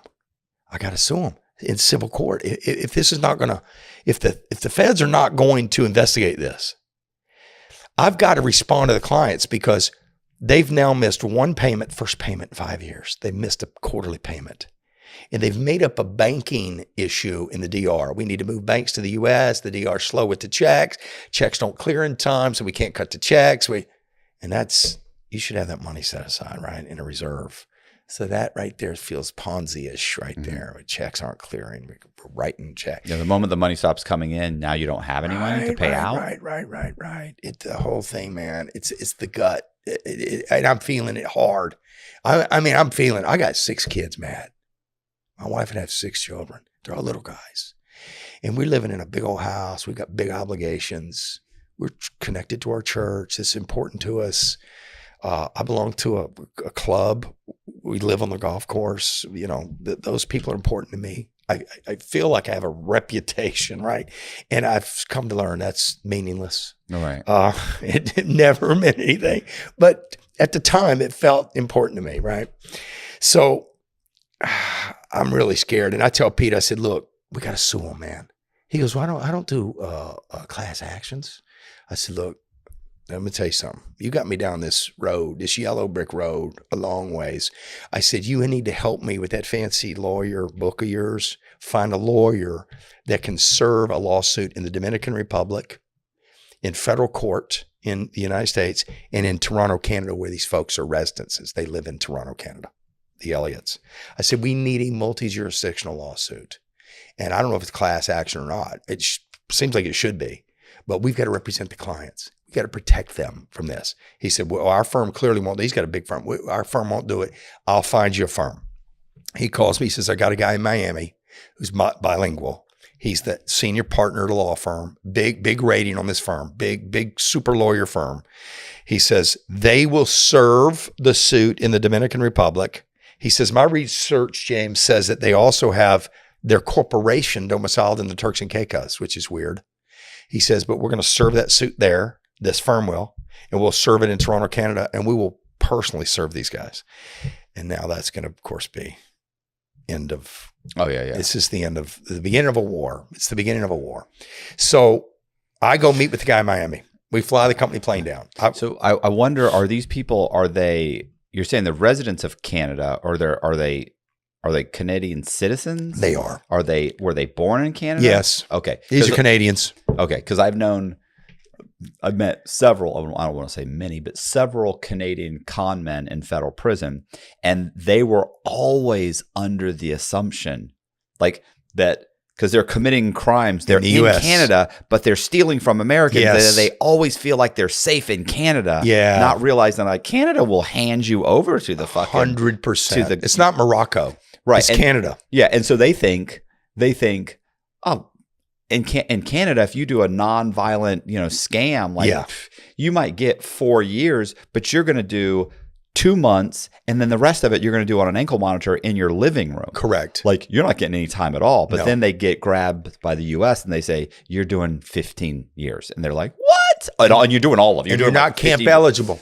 Right. Yeah. First step back eligible. Right. And listen, I've never heard anybody cry more than the Canadians about how unfair they were treated. You're just treated like they're stealing from like Russian mobsters. They're treated like Russian mobsters because they get the same treatment. Yeah. Yeah. You're going to do all your time. There's no good time credit. You will not do it in a camp. We're taking it all away. And then we deport you when this thing's over. Yeah. Well, you know what they do is they immediately put in, although they have to wait to do half the time, they're waiting for that halfway to transfer, to try and get a treaty transfer. Yeah. They're like, please. Yeah. To their prison apartment in Canada. Yeah. And that's what happens is, know that they move, they go through a little processing for a few weeks, and boom, they put them right in their living room. Mm-hmm. So yeah. Canadians are soft with the the criminals. Yeah, for sure. Not the U.S. So in the end, I convinced Pete to turn me over to that firm. That it's Michael Diaz is the name. Diaz Royce is the name of the firm, but it's Michael Diaz we're dealing with. He's the senior partner at the firm. And he says to me, he says, do you want our firm to represent you or your clients? I said, well, can't you represent both of us? He says, no way. It's a conflict. He says, I either have to represent you. Right. Because there may be a point where your clients are at conflict with you. Right. And need to sue you. Okay. And you don't want to hear that at all. I'm thinking, oh my gosh, this is a nightmare, a tidal wave of litigation. I said, well, at this point, I want to protect them. So I'm willing to finance the lawsuit. And he likes that. One check writer for the big lawsuit. He says, well, before we sue anybody, I'm going to do investigation. I'm going to send private eyes to the resort. They're going to meet with existing employees. He says, I'm going to interview those guys on tape. He goes, I'm going to find out what's going on down there. He says, and then I'll report back to you what type of lawsuit we have and what claims we'll make in our verified suit. Now, I've come to learn that a verified suit means we verified these facts. This is not the plaintiff came up with some stuff and we wrote it down. We verified this as a firm, as officers of this court, that this is going on. Right. So that's pretty important in the suing of people business. So I said, I need you to represent both of us, the clients and me. I can't stand on an island here. Right. While I'm financing these folks' lawsuits. He says, well, in the law, they have to have their own retainer if we represent them. And you can pay some of it. You can pay all the hard work, all the heavy lifting, but they'll need to pay some percentage, some small amount, so that they have personally retained us. And so they all get retainer agreements. He moves them to a sister firm. So the clients are represented by a sister firm. He kind of leads that litigation. He represents me and all my salespeople who also need representation because they bought the products like I did. We own these condos. This is not something we sold to others and didn't do ourselves. We love this idea. Right. You're going to appreciate, we're going to flip them, we're going to make a bunch of money. I think that'd be a huge defense. Like I've dumped my own money into it. It's a huge, my mother owns these condos. Tiffany and I own $1.3 million worth of these condos. We're all in on this. I was as fooled as anybody. As it turns out, the judge really liked that position, as it turns out. So here we go. It's on. The investigators come back and say, there's a criminal enterprise underway. This is a Ponzi scheme. One of the financial guys knows it. The other financial guy's just doing the bidding for the other. He doesn't really know, not asking questions. He may know, but he's not. He told us he don't know. But there is a Ponzi scheme happening. And the Elliots are conducting it. So we now know for sure that this lawsuit must go forward. And we also know that my guy was right and the feds should have interviewed me when we took that package across the street, and they didn't. So we're now taking what we know as a criminal matter into a civil courtroom. Well, as it turns out, this case is assigned to Judge Alan Gold. Alan Gold worked for Greenberg Traurig for 30 years of his career. Oh, okay. Okay. And he wants the case, man. He's going to take the case. He's not going to recuse himself. I was going to say, you can't choose. Well, it's almost impossible to get them to get a judge switched. As we know with the Trump case. Yeah. Which we'll talk about later. But the bottom line is Judge Alan Gold. He's also the guy that the secret cases in Switzerland with all the bank accounts, the Swiss bank accounts, the guy that turned those over and said that U.S. citizens must reveal their Swiss bank accounts, right, or they'll be held to pay. Judge Alan Gold. Okay. So this is my guy. Okay. This is the suits in front of this guy. Well, the Elliots appear to defend themselves. And these sales guys have misrepresented our product, and it's been hell on us. And we've worked so hard to kind of cover the mistakes these guys have made. They've sold things that don't exist. They've sold products that weren't designed this way. They've frankly misrepresented left and right almost everything we've told them to do. And so this is a mess created by them and their leader, James Catledge. That's what's going on here, Judge. And I'm sitting there thinking, this is quite convincing. Right. This is unbelievably convincing. Can't believe I did this. Right. I'm sitting there thinking, wow, how do you actually defend that? I mean, it's like, of course, salespeople always misrepresent stuff. I mean, that's like obvious. I know when I'm running a sales company. I know they do that. But I was going to say, you've also, all the paperwork you got was from their law firm. Totally. And you should have emails. What was the name of that firm? What? Yeah, I understand. Okay, yes. Yeah, and the judges, of course, got a history with this firm. But you still have, I still have emails. I have paperwork that came in. Every document that the client signed said, I don't care what you were told. This document represents the complete nature of this transaction. Do not sign it if you think it is different than anything you've been done. I mean, these documents are so locked down. It becomes the standing governing document for the client to rely upon. So even if a salesman totally was misrepresenting everything, that document stands on its own as your transaction. So I feel quite comfortable how this thing went down with our sales guys, and I'm running a legit company. So I know our guys. I know our top leaders, the guys who sold most of it, and I know they're not misrepresenting this. We were down there ourselves taking these people through tours. And why would we need to misrepresent? They pay us the same amount. Why not just represent what it is? I mean, it doesn't change the amount of the commissions to misrepresent it. Right. It's a good deal. It's a good product. So, assuming it was working the way they said it was working. Right. The design is right. The design is good. The budgets of the hotels were right. There was enough money to build the hotels. Right. Unless you're buying, yachts, $1 million yachts, and God knows what else. Casino wires. We found casino wires in the discovery. $1 million casino wire right out of the client money, right to Rio Suites in Las Vegas. Right. Derek was a gambler. Right. A notorious gambler with a host, a casino host that took care of him and limoed him around when he was in Vegas. That's the limo they poured out of when they came to see me. He was a gambler. And I wondered why they got a limo. Why not just get a rental car, come out here? Because they were there for other things. They were there to gamble too. Right. They're gambling away their last investors' money? Maybe. Because they had investors. They had other investors we'll come to learn from Canada that never got what they were told either. So bottom line is this. Judge Alan Gold, after 9 months of back and forth motion practice in hearings, says, I'm throwing the case out. All of you clients, 644 of you, need to file separate lawsuits. This is not a class action. And you need to name your salesperson and the company they work for in the next suit. Don't just name the Elliots, because a crime has occurred here. We just don't know who committed it. And we are not an investigative courtroom. We're here to handle contracts and civil matters. This is a matter for the enforcement agencies to look into.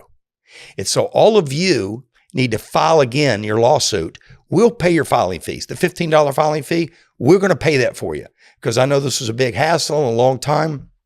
But please name your individual salesman and the company they work for. And you can name the Elliots if you want. They're the developers. They're responsible. So now I have everybody in civil litigation suing me. Right. 15 states. I don't know. It's got to be $100 million in different lawsuits. I got to hire attorneys for every state. I got to have firms in every state. I mean, it's unbelievable. Now, bro, I would. No, I'm just closing down ship. I'm pulling my money. I'll just deal with the judgment. Like, that'll wipe you out. That'll wipe you out completely. 8 years of it. Spent $8.5 million in defending these cases. Okay. And so here. And you don't even have the money. It's not like you have the money. I got 20% of it. We kept 8 as a company. It's paid out 12 to my guys. So I can't get that either.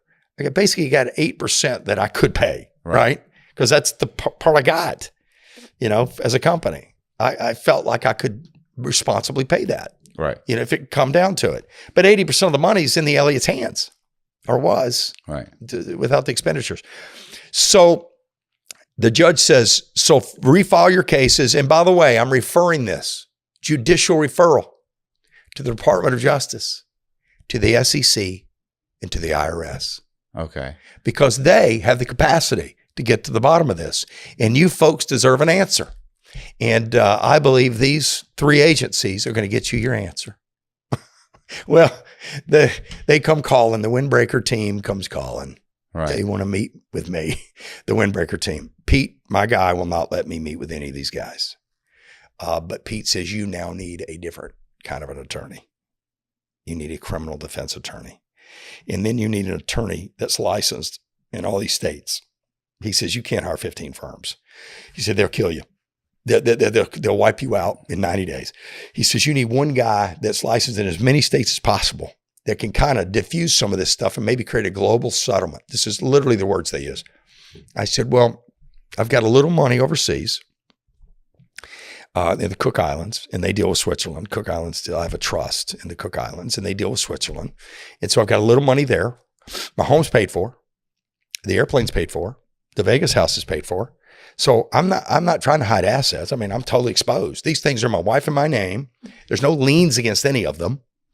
And I've got a few $1 million in a brokerage account, and I've got a few $1 million overseas. And I'm thinking, how in the world can I weather this? This is it feels torrential. I mean, it's just heavy. Right. And I drive to, believe it or not, Idaho is back on the scene. I drive to Idaho to hire a guy named Monty, who's a lawyer who's probably 65. It's like a senior guy who happens to carry licenses in all these states. And he's been a former U.S. attorney before. So he's got some experience with the federal government. He's going to deal with my Idaho guy who's still snooping around. My Idaho guy's still around the Department of Finance. Right. He's still involved, still suing because he wants all that money back on those 20 or 15 that didn't. They wanted their money back and the aliens aren't paying. So I owe all that money too. Right. And so he tells me he wants an evergreen. Do you know what an evergreen retainer is? They basically just keep billing you and billing you, and you have to pay it.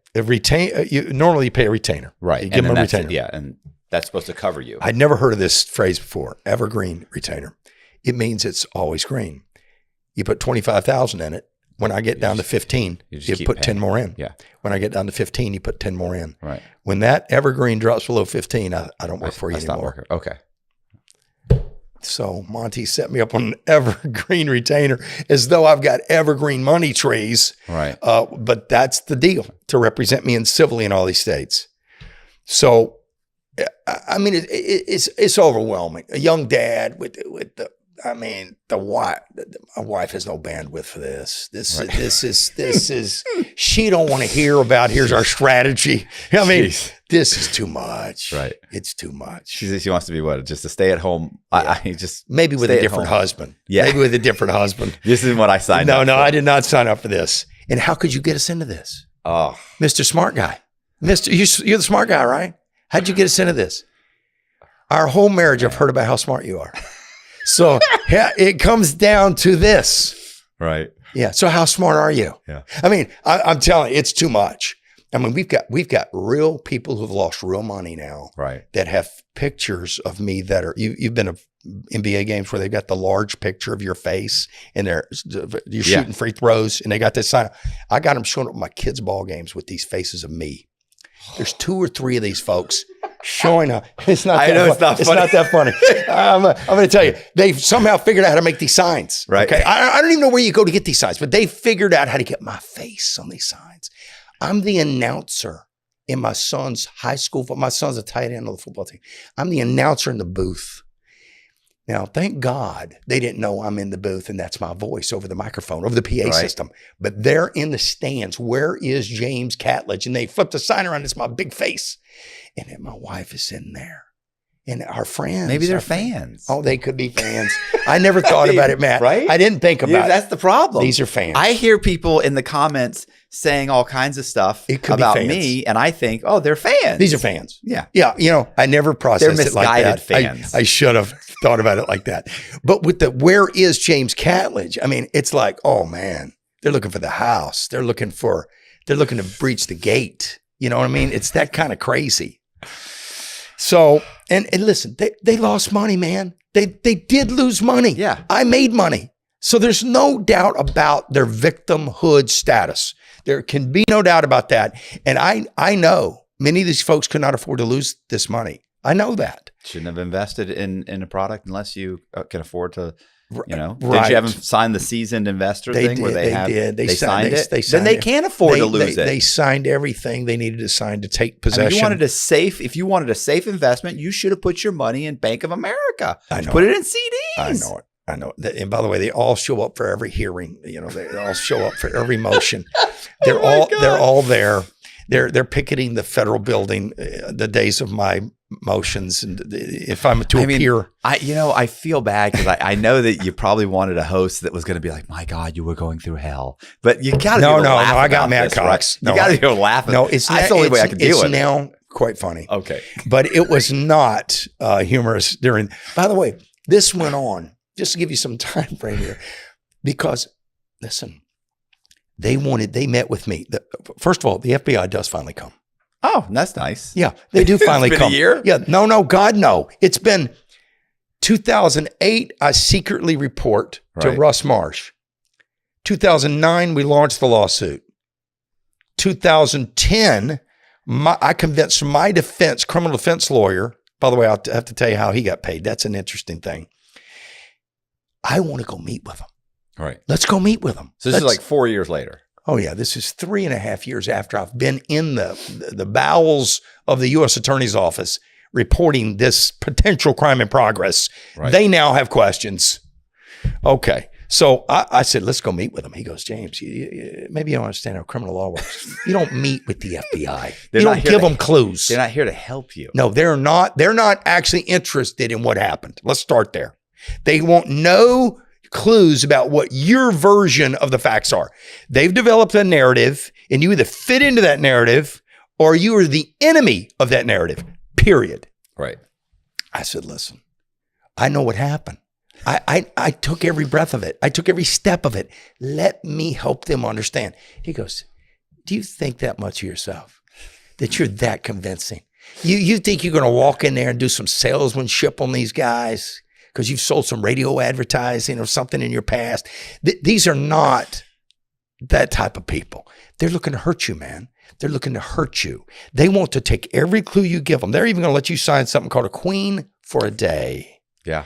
And by the way, yeah, I don't know if you want to be a queen, and I don't know if you want it to last only a day. But if you were a queen for a day, you give them every clue to investigate the crime that they think you're in the middle of. And they'll take every clue. They can't take anything you say on that queen for a day and hurt you with it, but they can take all the clues and go get other facts to bury you. Yeah. And that's what they're wanting to do. Right. So are you suggesting I set up that meeting and we go and do that? I said, yes. No, listen, Matt, this is how I felt. I just wanted them to understand what happened. You've been watching too much Law and Order. You think probably you think that like they're out for justice and to do the right thing. I kind of did. Yeah. I really did. I'm the guy that's got the American flag off the front porch. Okay. Yeah. I'm a Pledge of Allegiance guy. I'm an Eagle Scout. I actually believe this stuff's supposed to be like this. Okay. I think a lot of times it is. Yeah. But it was not in this case. Not once once they have 600 victims. 644. Yeah. Screaming, you're involved, which I'm sure everybody's doing it now because now they've all been pointed to you by a judge. They got law firms helping them. And they got a judge that said, this guy needs to be on your next lawsuit, and it needs to be investigated by by the Justice Department, a criminal investigation. Then you're the lead guy. I'm the lead guy. Even people that thought I like this guy, I knew what I was getting into. I don't think he was involved. After 3.5 years of this, or 2 years, or whatever, and talking to their attorney, they've realized like, wow, I was duped. Right.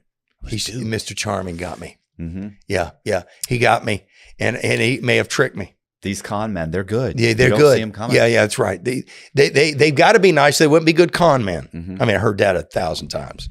So I tell my attorney, David Chesnoff out of Las Vegas. I said, David, I do want to meet with him. I really do. He goes, all right, I'll set it up. You're the client, man. I'm going to set it up. And I'm telling you now, you can mark it down. It's a mistake. I said, okay, man, I'll mark it down. But thank you for setting it up. And I'm convinced that the 14 hours I spend with them over 2 days, 14 hours, I'm convinced they now know everything. Mm-hmm. And this is it's going to end quickly. They're going to look into it. They're going to say, hey, you know what? Yeah. We got it all. Yeah. It makes sense. Thank God he came and sat down. What you said to us makes a hell of a lot of sense. And I'm so glad you came in. That was really wise of you. And you are an Eagle Scout, aren't you? Okay. This is not what happened. Well, I was told, by the way, I got 3 lawyers in there. I've got the head prosecutor in there. I'm not going to use his name. 2 FBI agents who were assigned the case. I know them well. And the FBI agent who's an auditor. Okay. So I got her there too. She's going to check the financials out. So all 4 are there, note taking like crazy. This is kind of a funny moment in this intense, a lot of gotcha questions, right? And I got, there's no gotcha. Right. There's not a BlackBerry. There's not an email. There is no secret meeting with cigar smoke where we agreed to divide the dough up of these people. That didn't occur. And I even said in the interview, I said, do you think I would have committed a crime for 20% of the money? You've met with the other guy, right? You think he gets 80, I get 20 based on your interview of him? No, it'd be the opposite, okay? If a crime was committed, why would I do it for 20%? Well, first of all, I was going to say, and wasn't I already rich? Yeah, right. It's totally. I mean, I don't need this. I'm financing the lawsuit of the clients. I'm going to talk to the agent. I'm the one telling my attorney. Right. I put my own money into it, my parents' money. My mother's retirement is in this thing. Right. And one of these guys, I'll just tell you now, he's got his stuff there. And I see him pull something out from underneath his briefcase. He says, what about this? And it's a business card. This says, got the Elliott logo on it, and it says James Catledge, and it says board advisor. He goes, how do you explain this? I said, I've been looking for those cards. They promised me they printed them. They told me they would send me those cards. You've got them. Why do you have them? I never got those cards. Right. I said, how is it you have my board of advisor cards? I said, I was definitely on their board of advisors. I was giving advice left and right about construction, about timelines, about everything. I said, well, what was your point in bringing that up? Right. Did you get them out of my dresser? Yeah. What is this? Because I actually never did get the card. They had them printed. Right. And I just never received them yet. Right. But apparently the Elliott's gave the agent the cards and said, oh, he's one of us. Right. He's definitely one of us. See his card? So it meant nothing, but it was a gotcha moment to let me know how little they knew about the case. Yeah. And then he kept going into, were they worth what you were selling them for? Were they worth what you were selling them for? I said, they're worth what the client will pay. Yeah. That's how we measure worth. That's how an appraisal works. That's it. I said, that shirt of yours is worth about $15. Right. But it's probably 115 at Dillard's. Yeah. I said, it's worth 15. So I don't know who we got to deal with on this crime that occurred at Dillard's. Yeah. But you overpaid. It might be worth 200 if you put Dolce & Gabbana on it. It might be 350, That's 400. Right. And if your initials are anywhere on that cuff, we can really ratchet that price. Right. He goes, what are you talking about? I said, what I'm talking about is the law of economics and how actually things get sold in this world and how they work. I said, I'm not sure what you're talking about. The value of a condo is exactly what the person's willing to pay for it. Right. That's the value of the condo. And I didn't set the prices. Elliott's the developer. They tell me I have the price sheet from them. They wanted to make me out as the mastermind. It created it, designed it, priced it. And I kept going back to for 20%. Well, you didn't even get 20%. You got I got 8%. I got 8. But they knew on paper 20 was wired to our company bank accounts. Right. So they want to pretend that I don't have anybody working for me and I kept it all in my jeans. Right. There's not a business going on here. I kept it all. Well, that's not the case. So my guy gets up. We leave after 14 hours. We leave the next day. And I said, okay. He said, you think you did some good in there? That's what he said. He told you. That's kind of what I said, man. I said, I told you they would get it. He goes, they didn't get anything, bud. They didn't get anything. He goes, they got a lot of clues is what they got. Got a lot of breadcrumbs. You gave them the breadcrumbs to lead back to the palace. They're going to interview everybody that you mentioned. They're going to now know the context of those people. Instead of it being hard for them, you made it very easy. He says, I expect to hear from them in the next week. You are a target of a criminal investigation, and that's an official term, and they're going to figure out a way to indict you, and maybe you gave them all the information they needed to complete the evidence folder for your indictment. I said, I hope that not. I hope that did not occur. Hope that didn't happen. I said, I wanted to meet with them ahead of the indictment so that they didn't have to indict. He goes, oh, no. You accelerated the indictment here today. Did you tell them? I feel like we were in two different meetings. Yeah, like, well, honestly, my meeting went well. Man, I swear to you, that is how I felt. And I realized I just don't know criminal justice. This is unfamiliar to me. And my guys dictated it all down. I even went home and read the whole thing, and I still liked it. I read the whole thing, and I liked it. I really did. Even some of the aggressive debates I had with the agents, I liked it. I felt like I was so forthcoming, so candid, right? And that I guess I want your audience to know, don't do that. No. Please don't do that. It's absolutely a mistake. I had a friend of mine from the club whose wife is a federal judge. He took me to breakfast. And he said, James, I want to talk to you about your case. These guys all know me. Yeah. They know I don't have it in me to steal money or need to. Right. He says, I want to talk to you about your case. He said, I talked to Marilyn, his wife, before I came to meet you for breakfast. And I asked her for any advice for you. And of course, she can't meet with you. You know, she's a federal judge. But she wanted me to say this to you. She said, to help James understand that the truth is the first victim in all litigation. There will be other victims. He may be a victim. There will be people who lose money, but the truth goes down first. So stop trying to tell the truth. He goes, you don't need to lie. Yeah. But quit trying to find clues that reveal all these facts. He says, that battle's already lost. Yeah. That battle is lost. He says, and I know what you're trying to do. You're the type of guy that wants to just explain it because you feel in your heart you didn't do anything wrong. Mm-hmm. He says, but people lost money. You're in charge. And so all this explaining, all this looking for clues, hoping that they'll turn over the paper and say, oh, I got it. Thanks for clearing this up. That day doesn't come. Yeah. That day doesn't come. What you need to be focused on and what my wife wants you to focus on is a window to escape. You need to find a way out of this legal situation. And that window will present itself. And when it does, you must go through it. You must go through it. You cannot be stubborn. You cannot believe that you're the exception. He says 96% of these cases plead guilty, and not 96% of people are guilty.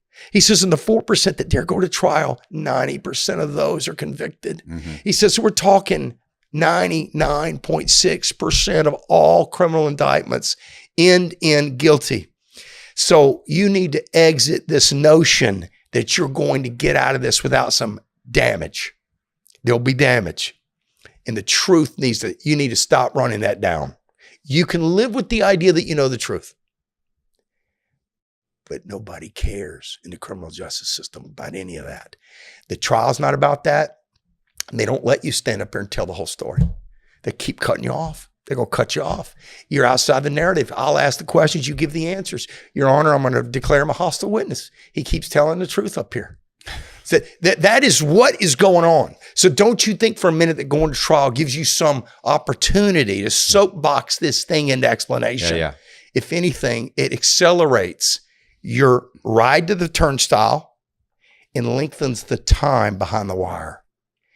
I had a buddy who went to trial, made a mistake going 2-3 weeks of trial. He said for a full day, they just stood up and went over his bank account and asked him about different checks he'd written. Now think about it. This is a jury who is driving 10 and 15-year-old Toyotas and Chevys. Yeah. And they're normal making folks. Minimum wage, and they hate you because you're driving a Bentley and you're living in a $3.5 million house. And they're sitting there going, what's this $27,000 check for?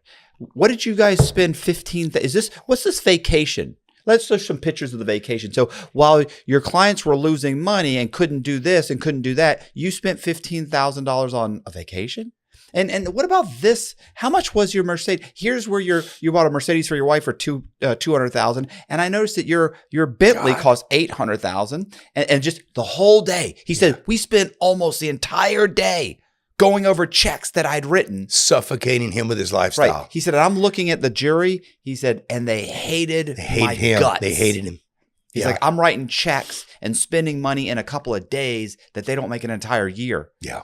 And they couldn't even get themselves out of jury duty. Yeah. Like, they hate my guts. That's right. That's right. He was like, I kind of felt like at that moment, I thought, man, I'm going to lose this. Like, this is bad. Like, I really, even though I know I didn't do anything wrong, I'm really looking bad. On that day, you realize this is not a battle about the truth. Yeah. It's a battle of, can I get this jury to hate you enough? Right. It's just how can I manipulate this jury into going? My attorney told me, he said, look, James, this is the way this is going to go down. You got to get your mind around the idea that you may have done something wrong. Yeah. Get your mind around that. He goes, you need to process that. You need to absorb that. We'll help you understand the law, and you can kind of figure out where you may have crossed the line. He says, because unless we can get there, you're going to do a lot of time. Mm-hmm. He says the sentencing guidelines have this at 28 years without enhancements. Without enhancements? It's $180 million. $180 million was the loss. So now we're going to make you a sophisticated means. Mm-hmm. We're going to make you a leader. Yeah. And we're going to make this aggravated, basically. You've created the sophisticated means in your leadership a crime that has harmed 644 people. Yeah, more than 200 victims. You were in charge of more than 20 individual conspirators. Yes, all of these enhancements. Oh, and I'm blowing those numbers up with the size of my company. Exposing what is it? Basically, it's a position of trust. Misuse of a position of trust or something like that. Fiduciary. I'm saying it wrong. Right. There's so many enhancements that you're like, wow. Yeah. Changing jurisdictions to evade detection. You're like, I didn't move. Like, Dominican Republic. Yeah, they're made. Cook Islands. Yeah, exactly. They keep adding them and adding them, and you're like, who sat down and made up these things? That's right. That's exactly right, man. That's what was happening. And my attorney says. He says, it's real simple, man. You're not a crazy guy. You don't seem irrational to me, but you're acting irrational, James. He said, here's what they're going to do. They're going to put 13 people with Kleenexes in the witness box who now live in a cardboard box because of this investment. They're then going to tell the jury that you play golf 4 days a week. They're going to tell the jury about your homes, your airplane. They're going to tell them all about your wonderful life. And that's an enemy in this scenario. That's not good. Your wonderful life is a disaster in this scenario. And then you're going to want to take the stand because I know you. You're crazy. You're going to want to go on the stand and you're going to want to let them tear you apart. And as they make you the enemy of all that is good. Mm-hmm. And so you are going to be convicted. Period. You made money. They lost money. Matter of fact, you made all your money. Your salespeople made all their money. And these people are the losers because when Judge Alan Gold shut down the case, he closed the resort. It ushered all the employees off the resort, shuttered it, closed the bank accounts to pay the special master his fees for the investigation. Mm. In order to pay the special master, he has to shut the resort and empty the operating account. So $300,000 was the bill. Just so happens to be that's the balance in the operating account. That's amazing how often that happens like that. Happens. So coincidental, isn't it? It's terrible, actually. Judge Alan Gold created a permanent loss for all these people. They had their condo. If they were at the other resort, they had their condo. The Wandolio still could be finished. With just a few more $1 million, it could be finished. It could be saved. Even if you had the Elliots out, investors in. That's not how they work. Shut it all down. They don't care. The truth doesn't matter, nor does the losses to the victims. They really are not interested in recovering those losses. Yeah. No, they created losses actually in this case. So I actually dragged this out from 2012. That's when the indictment finally hit. Think about it. I interviewed with them in 2010, 14 hours. Took till 2012 October to finally indict me because they weren't sure how to do it. They indict me and Derek Elliott on the same day, October of 2012. Derek pleads guilty within weeks. Hires an attorney, a former U.S. attorney, pleads guilty instantly, and agrees to cooperate against James Catledge. Yeah. I was going to say, when you know you're guilty, You got to go. It's very easy to plead guilty quickly because I can't wait. That's it. I don't want to fight this. I'm clearly they guilty. Got me. Right. They got me. What can I do to mitigate my circumstances? And James knows the truth and Right. will bury me if he was the cooperating witness. Right. But I wasn't going to plead guilty. And I told my attorney, I said, I'm not playing that game. I said, and by the way, him cooperating, I said, don't be worried about that. There is no email. There is no text. There's no. They don't need that. The problem is they don't need it. I mean, I don't know this. I love your face. You've told this story to people that are on your side that don't understand the law and are like, well, yeah, exactly. They don't have anything on you. That's not how it works. It's not how it works. They need 2 or 3 guys to get on the stand and point at you. The jury says, well, these 3 guys are working with the government. The government trusts them. They're trustworthy. They said they're trustworthy. The judge agreed that they're trustworthy. Yes. That's why he put them on the stand. Yes. And they all pointed at James. James is guilty. And he made a lot of money. Right. And they lost a lot of money. It's the equation just and made so much sense. Like $14 a day to be sitting in this jury box. Right. Because of you. Well, this greedy bastard has dragged this thing out for years. Yeah. It's time we usher justice in right now for this guy. Well, I don't go for that. I do not go for that. I let my attorney know, hey, listen, I'm not interested in pleading guilty to anything. What exactly would you have me plead guilty to? Just paint the picture for me. How much time is the right amount of time for an innocent man to do? Just give me that time. I'll sign up for that amount. James, this is irrational. You're having an irrational conversation with yourself. This is what he would tell me. I said, well, listen, find out what they want to do. So they come at me. And I'll never forget this. I'm in my car. My son's doing a workout with his trainer. He's on the football team. So I drop him off at his workout. I'm in the parking lot. I don't want to drive back home. So I'm in the parking lot. And I've scheduled this call to fit while he's in there. And I'm in the parking lot. And I'm listening to the prosecutor. I'm listening to the FBI agents. And I'm listening to my attorney. And I'm supposed to be quiet on the call. I'm not allowed to say anything. I'm supposed to listen in as they tell my attorney how much time they want me to do. And the first offer was 11 years, man. And you know this because you've dealt with this, but your situation was a little different. But my boy's in the workout, and I'm trying to time this thing so that I'm not at home having this call. I'm alone in my car. And man, it's lasted a long time. And I'm watching my watch. I'm thinking, I don't want my boy to get in this car. Right. He can't hear this. Right. And I'm kind of keeping it low with them. They really, I had a meeting that early on because I knew it was going to hit the papers. I had a meeting with my 3 oldest and my wife. And I said, guys, I got to talk to you about something. I've been accused of something that Dad didn't do, and I'm going to be defending myself, and it may hit the papers. Your school teachers may find out about it. We're going to meet with the principal, had the principal into our home. And I told her what was going on. And I said, any questions you've got, I'm happy to answer them. I said, we're not hiding from this. We're going to face this head on. And anything you want to know, if you want me to meet with the teachers, I'll meet with the teachers, whatever. I'm wide open, whatever you want to talk about. And she said, man, I really appreciate you telling us this. This is heavy for your family. We'll take care of the kids. She was very reassuring. We're going to take care of the kids. I'll make sure the teachers are cool. And if they want to talk to you, I'll make that available to you.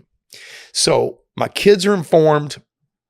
A wife can't even speak during this meeting. I mean, she is just emotional. It's difficult. And so I'm having to explain that Mom and I are together on this. And, it's just difficult for her to deal with. And when I hear this 11 years, man, I'm thinking, okay, we're just on different sides of the planet. This is like a parallel universe situation. And so David says to them, guys, that's untenable. We're not listening to this. We're taking this to trial. We got great facts. We got great evidence. Mr. Catledge's money's in this thing. His mom's money's in this thing. He's done nothing wrong here. And you guys don't seem to be listening very clearly. I watch him defend me like an advocate on that phone, and I'm not allowed to speak. He calls me back instantly right after we hang this phone up with the prosecutor and the FBI. He says, James, what do you want to do? I said, not that. Yeah. I said, I'm not doing that. I said, I promise you, I am crazy. I will absolutely not do that. I'll go all the way to trial and risk everything. I will not do that. He says, I know. That was unfair. It was unreasonable. I didn't expect that. That was a lot higher than I thought. I said, what do you think's fair? What? Right. I mean, you seem to have a sense for this. What do you think fair is? He says, well, we're not getting to 0. Right. He says, I think if we could get them down to 5, that's something we could digest. And you could do 5, James. I know you can handle 5 easy. I said, well, today, the answer is 0. 0. I'm right where I was before this call. You've got to do a better job explaining to them my innocence. And you need whatever you got to dig up, whoever we got to interview. He says, what about that financial officer that knows that they mailed you just commissions and that you weren't involved in any finance meetings and you weren't, you didn't even know about the construction delays until you came down and witnessed them yourself because they were pretending to be doing construction in a timely manner and sending out letters saying this. He says, what about that guy? Is that guy still around? I said, yeah, but he lives in Switzerland now. The guy's a Swiss citizen that was working in the DR. He goes, do you know him? I said, I do know him. He said, well, can we get him to testify, like a video deposition? I said, oh, I think he would do that. He's totally my friend. I think he would totally do that. He says, all right, I'm going to file a motion with the court because this will tenderize these guys. He said, I'm going to file a motion with the court and get the judge to approve. This is a critical witness protecting your constitutional rights to a fair trial. This is Elliott's employee in the finance department. He's a critical guy that knows how the money distribution went. Right. We want to interview him on video. And I believe the government will do the right thing if they think that guy could show up at trial. But we want to give him a preview of his testimony. I said, okay. So we file to get a Swiss citizen to do an interview. And this is crazy. Government resists it. We're not going to France. We're not going to Switzerland. We're not doing that interview. And you're not doing that interview. Well, the judge says, well, I don't know about that. I think I may want to be interested in that interview. Yeah. And I think Catledge needs it because it's his case and it sounds critical. So it takes 6 months. We get the government of Switzerland to approve this deposition and force him to fly to San Francisco for this video deposition. I haven't seen this guy in like 8 years. Right. He's sitting in a room and I really don't know what he's going to say. I know what he should say, but I don't know what he's going to say. The same team is in there. My team is in there. We got a videographer in the room and we're now on the record interviewing this guy. So what do you know about the finances of the Elliots? Were they skimming? Yeah, don't forget to like, comment, and subscribe. We're glad you're here.